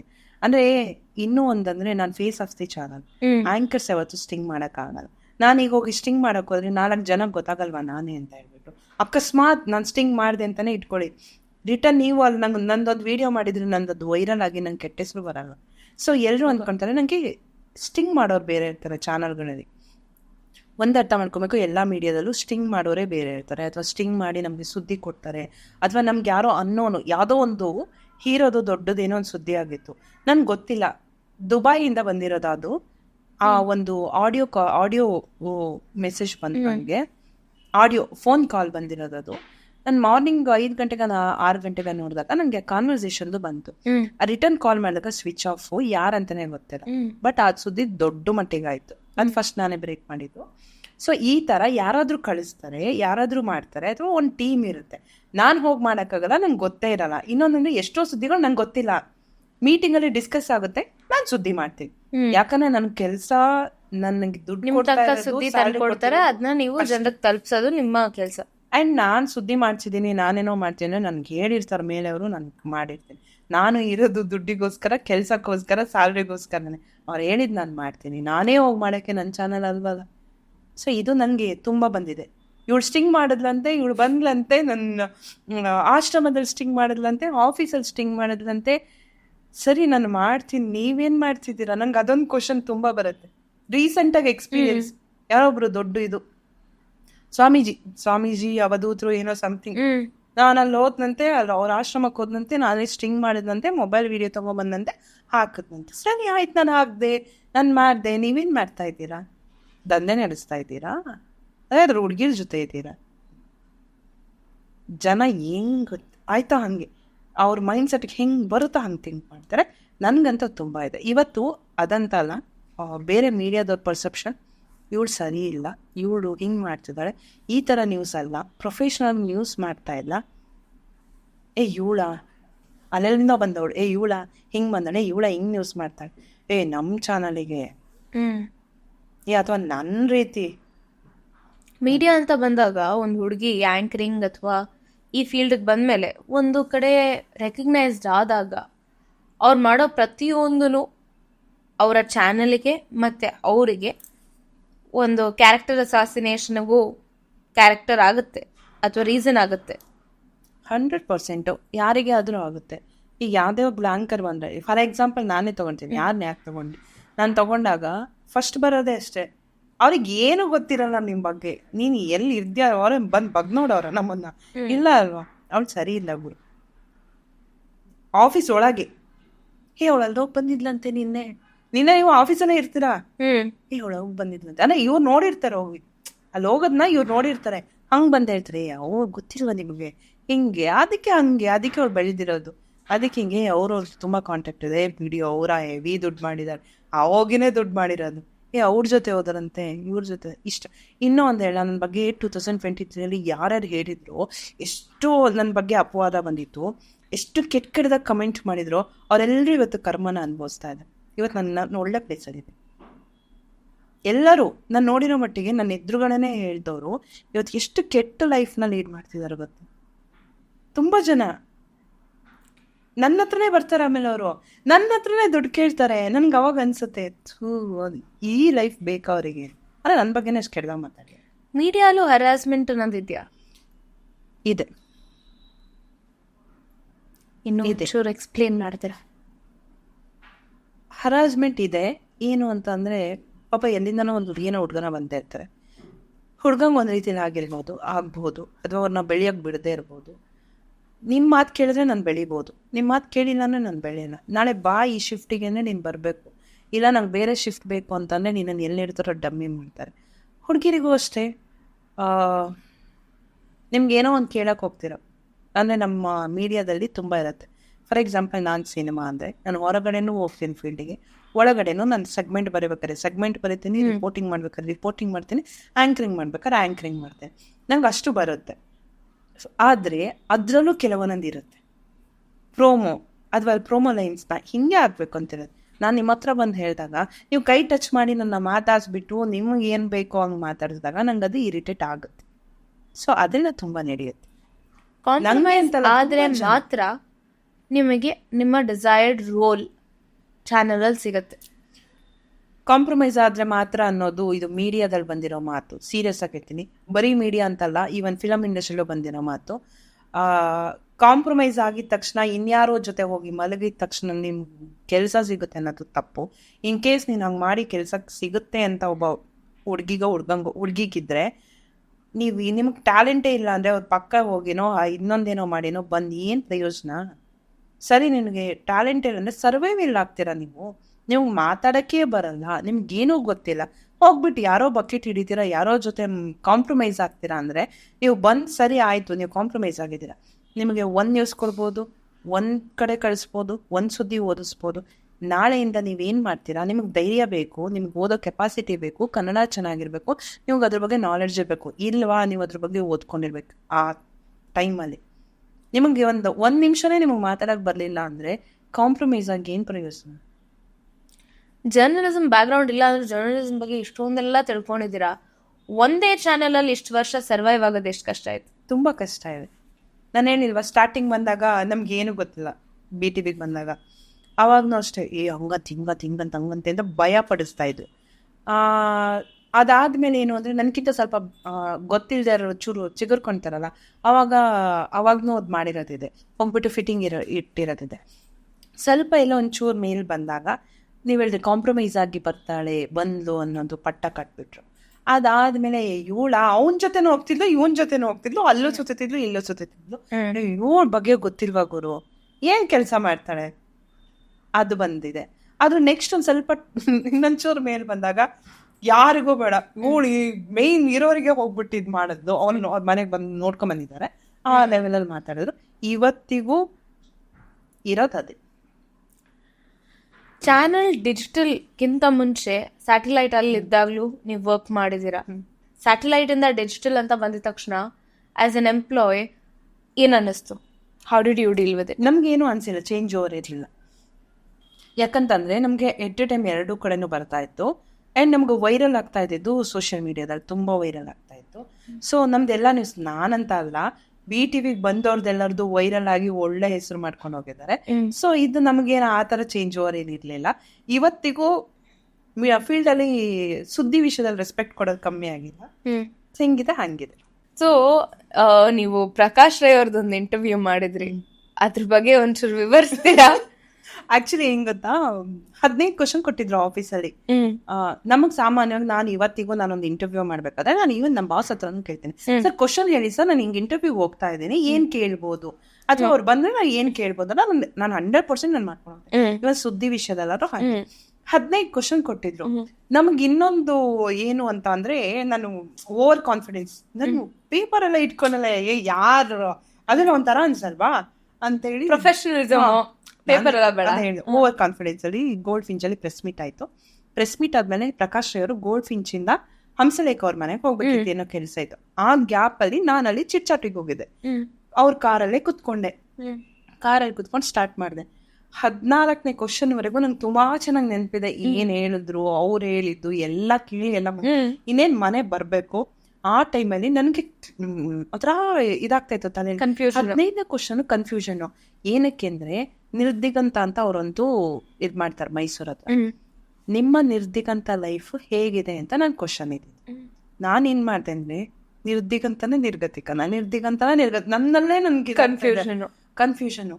ಏನಾರಾಗ್ಲಿ ಕೇಳ್ಬಿಡೋಣ ಅಂದ್ರೆ, ಸರ್ ನಿಮ್ ನಿರ್ಗತಿಕ ಲೈಫ್ ಹೇಗಿದೆ ಸರ್? ಅದು ಫುಲ್ ಜೋಶಲ್ಲಿ, ಏನ್ ನಿಧಾನ ಕೇಳಿಲ್ಲ. ಸರ್ ನಿಮ್ ನಿರ್ಗತಿಕ ಲೈಫ್ ಹೇಗಿದೆ ಸರ್? ಏನಮ್ಮ ಮಾತಾಡ್ತಿದ್ರಿ, ಏನಮ್ಮ ಕೇಳ್ತಾ ಇದ್ದೀನಿ ಸರ್? ನಿರ್ಗತಿಕ ಲೈಫ್ 2ನೇ ಸರಿ ಹೇಳ್ಬಿಟ್ಟಿದೀನಿ. ನಿರ್ಗತಿಕ ಲೈಫ್, ನಿರ್ಗತಿಕ ಅಂದ್ರೆ ಏನ್ರಿ? ಗತಿ ಇಳ್ದಿದ್ದವ್ರು ಕಣ್ರಿ. ಸಾರಿ ಸರ್, ನಿರ್ದಿಗಂತ ಲೈಫ್ ಹೇಗಿದೆ ಅಂತ ಅವ್ರು ಆಕ್ಚುಲಿ ಆನ್ಸರ್ ಮಾಡಿದ್ರು. ಪ್ರಕಾಶ್ ರೈ ಸರ್ ಬೇರೆ ಇನ್ಯಾರಿಗಾದ್ರು ಮುಖದ ಮೇಲೆ ಹೊಡೆದಂಗೆ ಹೇಳೋಗ್ತಾ ಇದ್ರು. ನಂಗೆ ಗೊತ್ತಿಲ್ಲ, ನಾನು ಹುಡುಗಿ ಅಂತ ತುಂಬಾ ಚೆನ್ನಾಗಿ ಕಾಂಟ್ಯಾಕ್ಟ್ ಇದ್ದಾರೆ ಅಂತ ನಂಗೆ ಗೊತ್ತಿಲ್ಲ. ತುಂಬಾ ಚೆನ್ನಾಗಿ ಮಾತಾಡ್ಕೊಂಡಿದ್ರು. ಅವ್ರು ಸಿಟ್ ಮಾಡ್ಕೊಂಡಿಲ್ಲ. ಅವರು ಹೋದ್ಮೇಲೂ ಅವ್ರು ಸಿಟ್ ಮಾಡ್ಕೊಂಡಿಲ್ಲ, ಚೆನ್ನಾಗೇ ಮಾತಾಡಿಸ್ತಾರೆ. ಬಟ್ ಅದು ಸಿಕ್ಕಾಪಟ್ಟೆ ಟ್ರೋಲ್ ಆಗಿದೆ, ಇವತ್ತಿಗೂ ಟ್ರೋಲ್ ಆಗುತ್ತೆ. ಅಲ್ಲ, ಇದು ಹೇಳೋದ್ಮೇಲೆ ನನಗೆ ಡೌಟು, ಯಾವತ್ತಾದ್ರೂ ಲೈವ್ ಅಲ್ಲಿ ಉಲ್ಟಾ ಪಲ್ಟಾ ಮಾತಾಡಿರೋದಿದ್ಯಾ? 100% ನಾನು ಸುದ್ದಿಲಿ ಏನ್ ಮಾಡ್ತೀನಿ ಗೊತ್ತಾ? ಮಿಸ್ಟೇಕ್ ಮಾಡ್ತೀನಿ, ಮಿಸ್ಟೇಕ್ ಓದ್ತೀನಿ, ಮಿಸ್ಟೇಕ್ ಆಗಿದೆ ಅಂತ ನಂಗೂ ನಾಲೆಡ್ಜ್ ಇರುತ್ತೆ. ಅದನ್ನ ರಿಪೀಟ್ ಆಗಿ ಅಯ್ಯೋ ಸಾರಿ ನಾನು ಹಿಂಗೆ ಹೇಳ್ಬಿಟ್ಟೆ, ನೆಕ್ಸ್ಟ್ ಹಿಂಗೆ ಅಂತ ಸ್ಟಾರ್ಟ್ ಮಾಡ್ತೀನಿ. ಅಲ್ಲೇ ಕವರ್ ಅಪ್ ಅಂದ್ರೆ ಮಿಸ್ಟೇಕ್ ಮಾಡಿದ್ನ ನಾನು ಮುಚ್ಚಾಕಿ ಹೋಗಲ್ಲ. ಅಯ್ಯೋ ಸಾರಿ ನಾನು ಹಿಂಗೆ ಹೇಳ್ಬಿಟ್ನಲ್ವಾ ಅಂತ ಹೇಳಿ ತುಂಬಾ ಕ್ಯಾಶುಯಲಿ ತಗೊಂಡೋಗ್ಬಿಡ್ತೀನಿ. ತುಂಬಾ ಸರಿ ಝೂಮ್ ಹಾಕಿ ಏನಿದು ನೀವೇ ಝೂಮ್ ಅಲ್ಲಿ ಬಂದ್ಬಿಟ್ಟಿದ್ರೆ ಇವಾಗ ಸಿಕ್ಕಾಪಟ್ಟೆ ವೈರಲ್ ಆಗಿದೆ. ಝೂಮ್ ಹಾಕಿ ಅಂತ, ಅದು ವಿನಯ್ ಕುಲಕರ್ಣಿ ಅವ್ರದ್ದು ಅದೊಂದು ಸುದ್ದಿ ಇತ್ತು. ಸೊ ಆ ಸುದ್ದಿಲಿ ಅದು ಒಂಥರ ಹೇಳ್ಬೇಕಂದ್ರೆ ಆ ಸುದ್ದಿನೇ ಚೆನ್ನಾಗಿತ್ತು. ಸೊ ಅವಾಗ ಫೋಟೋಗಳು ವೈರಲ್ ಆಗಿತ್ತು. ಆ ಫೋಟೋದ್ನ ತೋರಿಸ್ತಾ ಇದ್ರು. ನಾನು ನಿಧಾನಕ್ಕೆ ಹೇಳ್ತಾ ಇದ್ದೆ.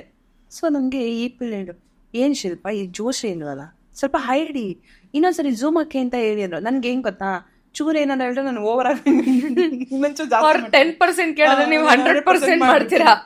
ಹಂಗಾಗಿ ಸ್ವಲ್ಪ ಡಲ್ ಇರೋ, ಯಾಕೆ ಡಲ್ ಇದ್ದೀರಾ, ಸ್ವಲ್ಪ ಇದ್ ಮಾಡಿ ಅಂತ ಹೇಳ್ತಾರೆ. ಸೊ ಇನ್ನೊಂದ್ಸರಿ ತೋರ್ಸಿ ಝೂಮ್ ಹಾಕಿ, ಸ್ವಲ್ಪ ಝೂಮ್ ಹಾಕಿ, ನಾವು ಝೂಮ್ ಹಾಕಿದೀವಿ, ಝೂಮ್ ಹಾಕಿ ಅಂತ ಹೇಳಿದೀನಿ, ಹಾಕ್ತಾರೆ ನೋಡಿ ನೋಡಿ ನೋಡಿ. ಅದು ಎಲ್ಲದಕ್ಕೂ ಅದನ್ನ ತಗೊಂತಾರೆ ಇವಾಗ. ಎಲ್ಲೋ ಒಂದ್ ಕಡೆ ಕೆಲವೊಂದು ಮಾತಾಡೋದು ಆಂಕರ್ಗಳು ಅಥವಾ ಕಾಮೆಂಟ್ಗಳು ಹೆಂಗಾಗೋಗುತ್ತೆ ಅಂದ್ರೆ, ಫಾರ್ ಎಕ್ಸಾಂಪಲ್ ಅಂಬಿ ಅಂಕಲ್ದೇ ಆಗಿರ್ಬೋದು, ಅಥವಾ ದೇಶವೇ ಖುಷಿ ಪಡುವಂತ ವಿಷಯ ಆಗಿರ್ಬೋದು, ರಾಜ್ಯವೇ ಖುಷಿ, ಸಾರಿ ಕರೆಕ್ಟ್ 3, 2, 1 ಇವಾಗ ಅಂಬರೀಶ್ ಸರ್ದು ಒಂದು ವಾಯ್ಸ್ ಓವರ್ದಾಗಿರ್ಬೋದು, ಅಥವಾ ರಾಜ್ಯವೇ ಖುಷಿ ಪಡುವಂತ ವಿಷಯ ಆಗಿರ್ಬೋದು, ನಮ್ಮ BTV ಟ್ಯಾಗ್ಲೈನ್, ನಿಮ್ಮ BTV ಟ್ಯಾಗ್ಲೈನ್, ಅಥವಾ ನಿಮ್ದು ಝೂಮ್ ಹಾಕಿ ಅನ್ನೋದಾಗಿರ್ಬೋದು. ಇದೆಲ್ಲೋ ಒಂದ್ ಕಡೆ ಸೋಷಿಯಲ್ ಮೀಡಿಯಲ್ಲಿ ಕಾಂಟೆಂಟ್ ಕೂಡ ಆಗೋಗುತ್ತೆ ಅಂತ ಅನ್ಸಲ್ವಾ ಇತ್ತೀಚೆಗೆ? ಎಲ್ಲದಕ್ಕೂ ಅದನ್ನೇ ಯೂಸ್ ಮಾಡ್ತಾರೆ. ಸೊ ನಂದು ಅದೊಂದಾಗಿದೆ. ಇನ್ನೊಂದು ಅದೇ ಸುದ್ದಿಲಿ ಫೋಟೋದೊಂದಾಗಿದೆ, ಅಲ್ಲ ಕಿಸ್ ಕೊಡೋದು. ನೋಡ್ರಿ ಹೆಂಗ್ ಕಿಸ್ ಕೊಡ್ತಾನೆ, ಅಬ್ಬಾಬಾಬಾ ಅಂತ ಹೇಳಿ. ಅಬ್ಬಾಬಾಬಾ ಅನ್ನೋದು ನನ್ನ ಆ ಒಂದು ವರ್ಡ್ ತುಂಬಾ ಟ್ರೆಂಡ್ ಕ್ರಿಯೇಟ್ ಮಾಡಿದೆ. ಎಲ್ಲದಕ್ಕೂ ನಾನು ಜಾಸ್ತಿ ಯೂಸ್ ಮಾಡ್ತೀನಿ ಇವಾಗ ಎಲ್ಲದಕ್ಕೂ ಅದು ಯೂಸ್ ಮಾಡ್ತೀರಾ ನೀವು? ಮೀಡಿಯಾ ಅಲ್ಲದೆ ಕ್ರಿಕೆಟ್ ಎಲ್ಲ ಆಡ್ತೀರಾ ಅಂತೆ? ತುಂಬಾ ಕ್ರಿಕೆಟ್, ಶಟಲ್, ಎಲ್ಲಾ ತರ ಸ್ಪೋರ್ಟ್ಸ್ ಆಡ್ತೀರಾ? ಅಲ್ಲಿ ಗೆಲ್ತೀವೋ ಬಿಡ್ತೀವೋ ಗೊತ್ತಿಲ್ಲ, ಹೆಂಗ್ ಆಡ್ತೀವಿ ಅಂತ ಗೊತ್ತಿಲ್ಲ, ಆಡ್ತೀವಿ ಅಷ್ಟೇ. ಎಂಜಾಯ್ ಮಾಡೋದಕ್ಕೆ ಸ್ಪೋರ್ಟ್ಸ್. ಸೊ ಶಿಲ್ಪಾ ಅವರು ಮೀಡಿಯಾ, ಆಂಕರಿಂಗ್ ಇದೆಲ್ಲ ಬಿಟ್ಟು ನೆಕ್ಸ್ಟ್ ಬಿಟ್ರೆ ಸ್ಪೋರ್ಟ್ಸ್ ಮ್ಯಾನ್ ಆಗುವ ಎಲ್ಲಾ ಸಾಧ್ಯತೆಗಳು ಇದೆ? ಚಾನ್ಸೇ ಇಲ್ಲ. ಎಲ್ಲ ಲಾಸ್ಟ್ ಇಂದ ಚಾನ್ಸೇ ಇಲ್ಲ. ಸ್ಪೋರ್ಟ್ಸ್ ಮ್ಯಾನ್ ಅವಾಗಿಂದಾನು ಇಂಟ್ರೆಸ್ಟ್ ಇರ್ಲಿಲ್ಲ. ನಾನು ಕಲ್ಚರಲ್ ಇತ್ತು ನಮ್ಗೆ. ಅಂದ್ರೆ ನಾನು ಇದ್ದಿದ್ದೆ ಶೃಂಗೇರಿ ಅಲ್ವಾ, ಸೊ ನಮ್ಗೆ ಇದ್ದಿದ್ದೆ ಅದು. ನೀನ್ ಡ್ಯಾನ್ಸ್ ಮಾಡು, ನೀನ್ ಸಂಗೀತಕ್ಕೆ ಹೋಗು, ನೀನು ಓದ್ಕೊ, ನೀನ್ ಸ್ಪೋರ್ಟ್ಸ್ ಹೋಗು, ನೀನ್ ಅಲ್ಲೇನೋ ಶಟಲ್ ಆಡು, ನೀನ್ ಕ್ರಿಕೆಟ್ ಆಡು, ವಾಲಿಬಾಲ್ ಆಡು. ಇಲ್ಲ, ಅದನ್ನ ಕಳಿಸ್ತಾ ಇರ್ಲಿಲ್ಲ ಅಷ್ಟು. ಸ್ಪೋರ್ಟ್ಸ್ ಅಲ್ಲೇ ಮನೇಲೂ ಎನ್ಕರೇಜ್ ಮಾಡಿಲ್ಲ. ಸೊ ನೀನ್ ಒಂದಂದ್ರೆ ಓದು ಅಷ್ಟೇ, ನೀನು ಓದ್ಬೇಕು. ಅವ್ರು ಯಾರೋ ಮಕ್ಕಳು ಹಂಗಾದ್ರು, ನಮ್ಮ ಮನೇಲಿ ಹಿಂಗೆ ಇದೆ. ಸೊ ಈ ಕಂಪ್ಯಾರಿಸನ್ ಟ್ರಾಲ್ ಅಂತ ಬಂದಾಗ ಇತ್ತೀಚೆಗೆ ಕೂಡ ತುಂಬಾ ಟ್ರಾಲ್ ಆಗಿದ್ರಿ. ಯಾವ್ದು ನೀವೇ ಹೇಳ್ಬೇಕು. ನಾನು ಎಲ್ಲದಕ್ಕೂ ಆಗ್ತಾನೆ ಇದ್ದೀನಿ. ಯಾವ ವಿಷಯಕ್ಕೆ ಎಲ್ಲಿವರೆಗೂ ಟ್ರಾಲ್ ಆಗಿದ್ ಸಾಕು ಅಂತ ಅನ್ಸ್ಬಿಟ್ಟಿರೋದು? ದರ್ಶನ್ ಅವ್ರ ಸುದ್ದಿ. ನಿಮಗೆ ಡಿವಾಸ್ ಮೇಲಿರುವಂತ ಅಭಿಮಾನ? ಇನ್ನೊಂದಂದ್ರೆ ಮೈನ್ ಆಗಿ ನಾವು ಜರ್ನಲಿಸ್ಟು ಯಾರು ಫ್ಯಾನು ಆಗ್ಬಾರ್ದು, ನನ್ನ ಇದು ಇರೋದು.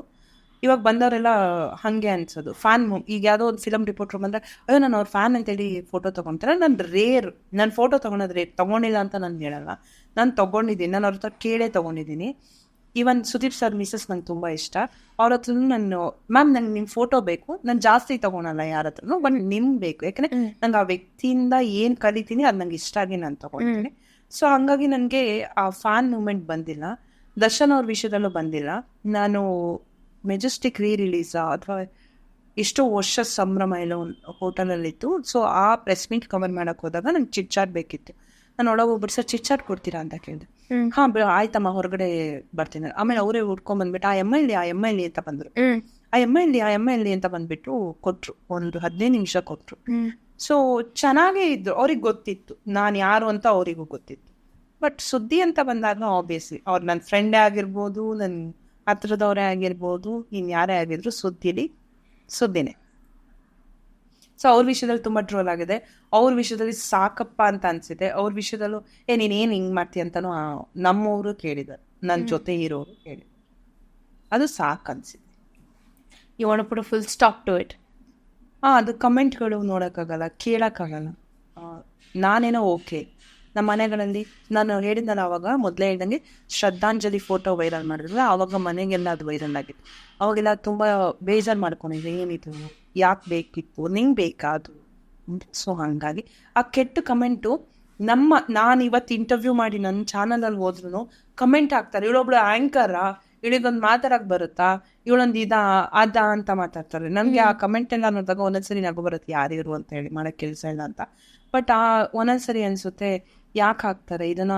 ನನ್ನ ಪರಿಚಯ ಇರೋರು, ನನ್ನ ಮನೆಯವರು, ಯಾರೋ ನಮ್ಗೆ ಗೊತ್ತಿರೋರು ನೋಡಿದಾಗ ಇವ್ರು ಹಿಂಗ ಅಂತ ಜಡ್ಜ್ ಮಾಡಿಬಿಡ್ತಾರೆ ಅನ್ನೋ ಭಯನೂ ಇದೆ.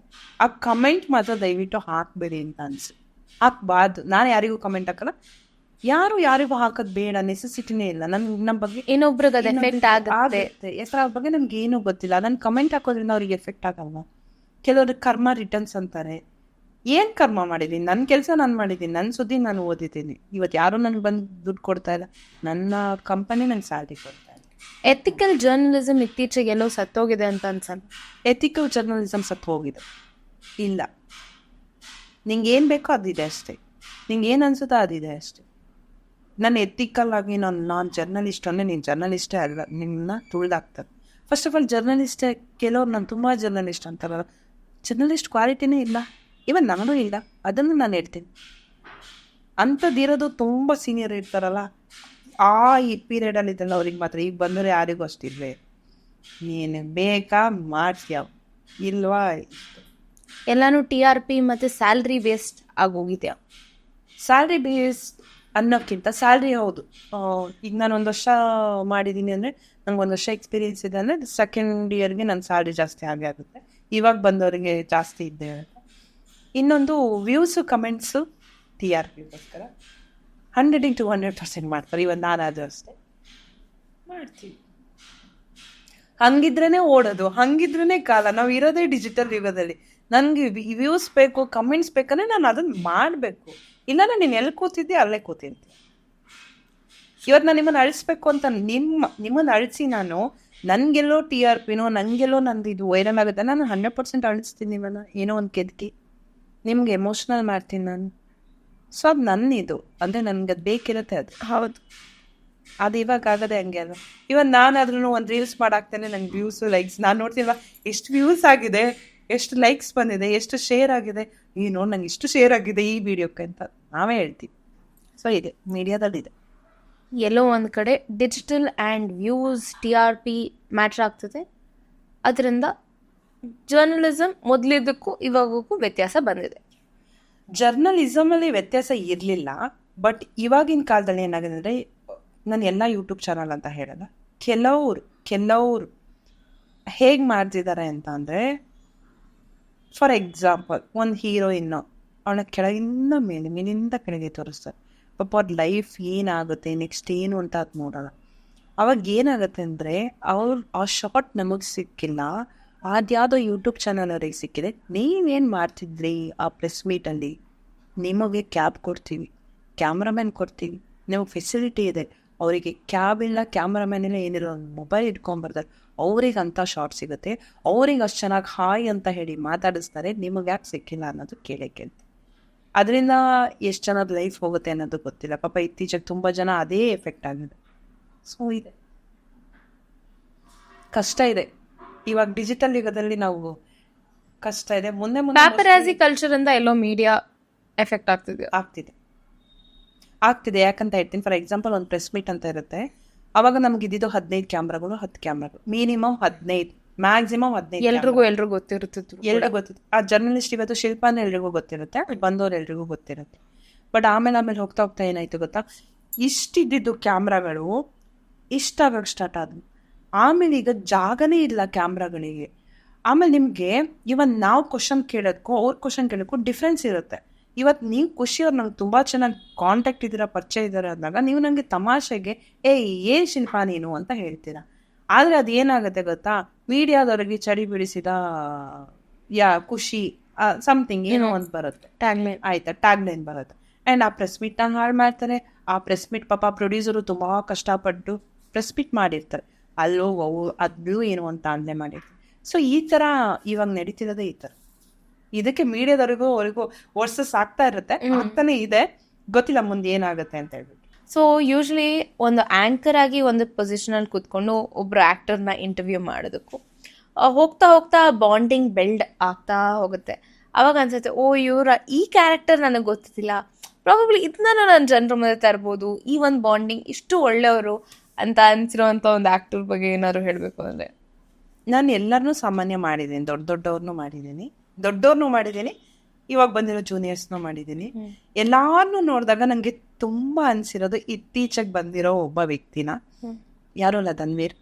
ಸೊ ಎಲ್ಲರೂ ಆಟಿಟ್ಯೂಡು ಅದು ಇದು ಎಲ್ಲ ಅಂತ ಇದ್ರು, ಅಂತಿದ್ದಾರೆ. ಆ ಯಪ್ಪ ಇರೋದು ಹಾಗೇನೆ ಅಂತ ಅನ್ಸುತ್ತೆ ನೋಡಕ್ಕೆ. ಬಟ್ ಸೀರಿಯಸ್ಲಿ ಹೇಳ್ತೀನಿ, ನಂಗೆ ಎಷ್ಟು ಒಳ್ಳೆ ಫ್ರೆಂಡ್ ಅಂತ ಅಂದರೆ, ಒನ್ ಟೈಮಲ್ಲಿ ಸರ್ ನಂಗೆ ಹಿಂಗಾಯ್ತು, ಸರ್ ಮೇಡಮ್ ಅದರಲ್ಲೇ ಇದ್ದಿದ್ದು, ಕತೆಗಳನ್ನ ಹೇಳ್ತಾ ಇದ್ರು, ಹಿಂಗಾಯ್ತು ಹಂಗೆ ಹಿಂಗೆ ಅಂತ. ಆ್ಯಂಡ್ ಅವ್ರ ಜೊತೆ ಮಾಡಿರೋ ಇಂಟರ್ವ್ಯೂಸ್ ಒಂದು 3-4 ಅಷ್ಟೇ, ಒಂದು ಸಿನಿಮಾದ 3-4 ಅಷ್ಟೇ. ಬಟ್ ನಮ್ಮಿಬ್ರು ಬಾಂಡಿಂಗ್ ಚೆನ್ನಾಗಿದೆ.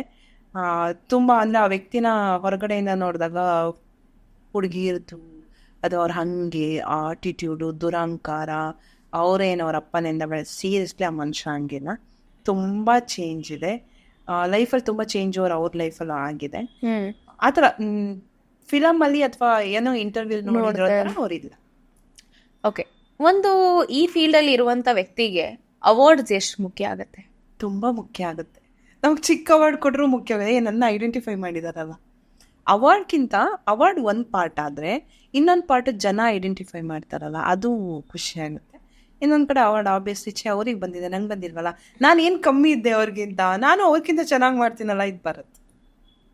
So TNIT exposing scam award 2025 ನೀವು ರಿಸೀವ್ ಮಾಡಿದ್ರಿ, ನಿಮಗೇನು ಅನಿಸ್ತು ಅವಾರ್ಡ್ಸ್ ಬಗ್ಗೆ? ತುಂಬ ಖುಷಿ ಆಯಿತು. ಅದು ಸ್ಕ್ಯಾಮ್ ಬಗ್ಗೆ ಹೇಳಿದ್ದಲ್ಲ, ಸ್ಕ್ಯಾಮ್ ಮಾಡ್ತಿದ್ದೀನಿ ಅಂತ. ಸೊ ಖುಷಿ ಆಯಿತು. ಫಸ್ಟ್ ಬಂದು ಅಪ್ರೋಚ್ ಮಾಡಿದಾಗ ಖುಷಿ ಆಯಿತು, ಕೇಳಿದಾಗ ನಂಗೆ ಅವಾರ್ಡ್ ಬರುತ್ತೆ ಅಂತ.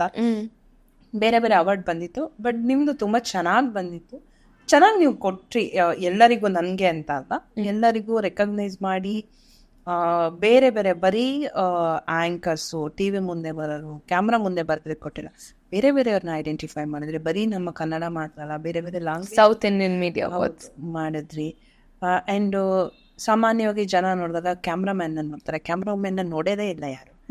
ಸೊ ನಮ್ಮ ಕರ್ನಾಟಕದಲ್ಲಿ, ನಮ್ಮ ಕನ್ನಡದಲ್ಲಿ ರೇರ್, ಬಟ್ ನೀವು ಅದನ್ನು ಐಡೆಂಟಿಫೈ ಮಾಡಿ ಕೊಟ್ರಿ ಬೇರೆ ಲ್ಯಾಂಗ್ವೇಜ್ ಅವರಿಗೆ, ತುಂಬ ಚೆನ್ನಾಗಿ. So thank you so much Shilpa ಅವರೇ. ಇವತ್ತಿನ ಇಂಟರ್ವ್ಯೂ ಅಲ್ಲಿ ನಿಮ್ಮ ಬಗ್ಗೆ, ನಿಮ್ಮ ಚಾನಲ್ ಬಗ್ಗೆ, ನೀವು ವರ್ಕ್ ಮಾಡಿರೋ ಎಕ್ಸ್ಪೀರಿಯನ್ಸ್ ಬಗ್ಗೆ, ಜರ್ನಲಿಸಮ್ ಬಗ್ಗೆ, ಪ್ರತಿಯೊಂದ್ರ ಬಗ್ಗೆ ಎಷ್ಟೊಂದು ತಿಳ್ಕೊಂಡ್ವಿ. ನೀವು ಇವತ್ತು ಟೈಮ್ ಮಾಡಿಕೊಂಡು ನಮಗೋಸ್ಕರ ಬಂದು ಈ ಒಂದು ಪಾಡ್ಕಾಸ್ಟಿಗೆ ಟೈಮ್ ಕೊಟ್ಟಿದ್ದಕ್ಕೆ thank you so much. Thank you. ಇದೇ ಥರ ಮಾಡ್ತಾರಿ. ಸಾಮಾನ್ಯವಾಗಿ ಎಲ್ಲರೂ ಏನು ಗೊತ್ತಾ, ಸ್ಟಾರ್ಗಳನ್ನ ಕರೀತಾರೆ ಅಥವಾ ಬೇರೆ ಅಚೀವರ್ನ ಕರೀತಾರೆ. ಇವನ್ ನಾನು ಅದು ಅಷ್ಟೇನೆ, ಯಾವ್ದಾರು ಅಚೀವ್ ಮಾಡಿದಾರೆ ಅವ್ರನ್ನ ನೋಡಿ ಕರಿತೀವಿ. ಬಟ್ ಮೀಡಿಯಾದಲ್ಲಿರೋರ್ನ ಸಾಮಾನ್ಯವಾಗಿ ಯಾರು ಕರೆದಿಲ್ಲ ಅಂತ ಅನ್ಕೊಳ್ತೀನಿ. ಇರೋ ಕೆಲವು ಚೆನ್ನಾಗಿ ಕರ್ತಾರೆ. ನೀವು ಎಲ್ಲರನ್ನೂ ಕರೆದು ಮಾಡಿಸಿದ್ದೀರಲ್ಲ, ಅದಕ್ಕೆ thank you so much. Thank you so much. Thank you.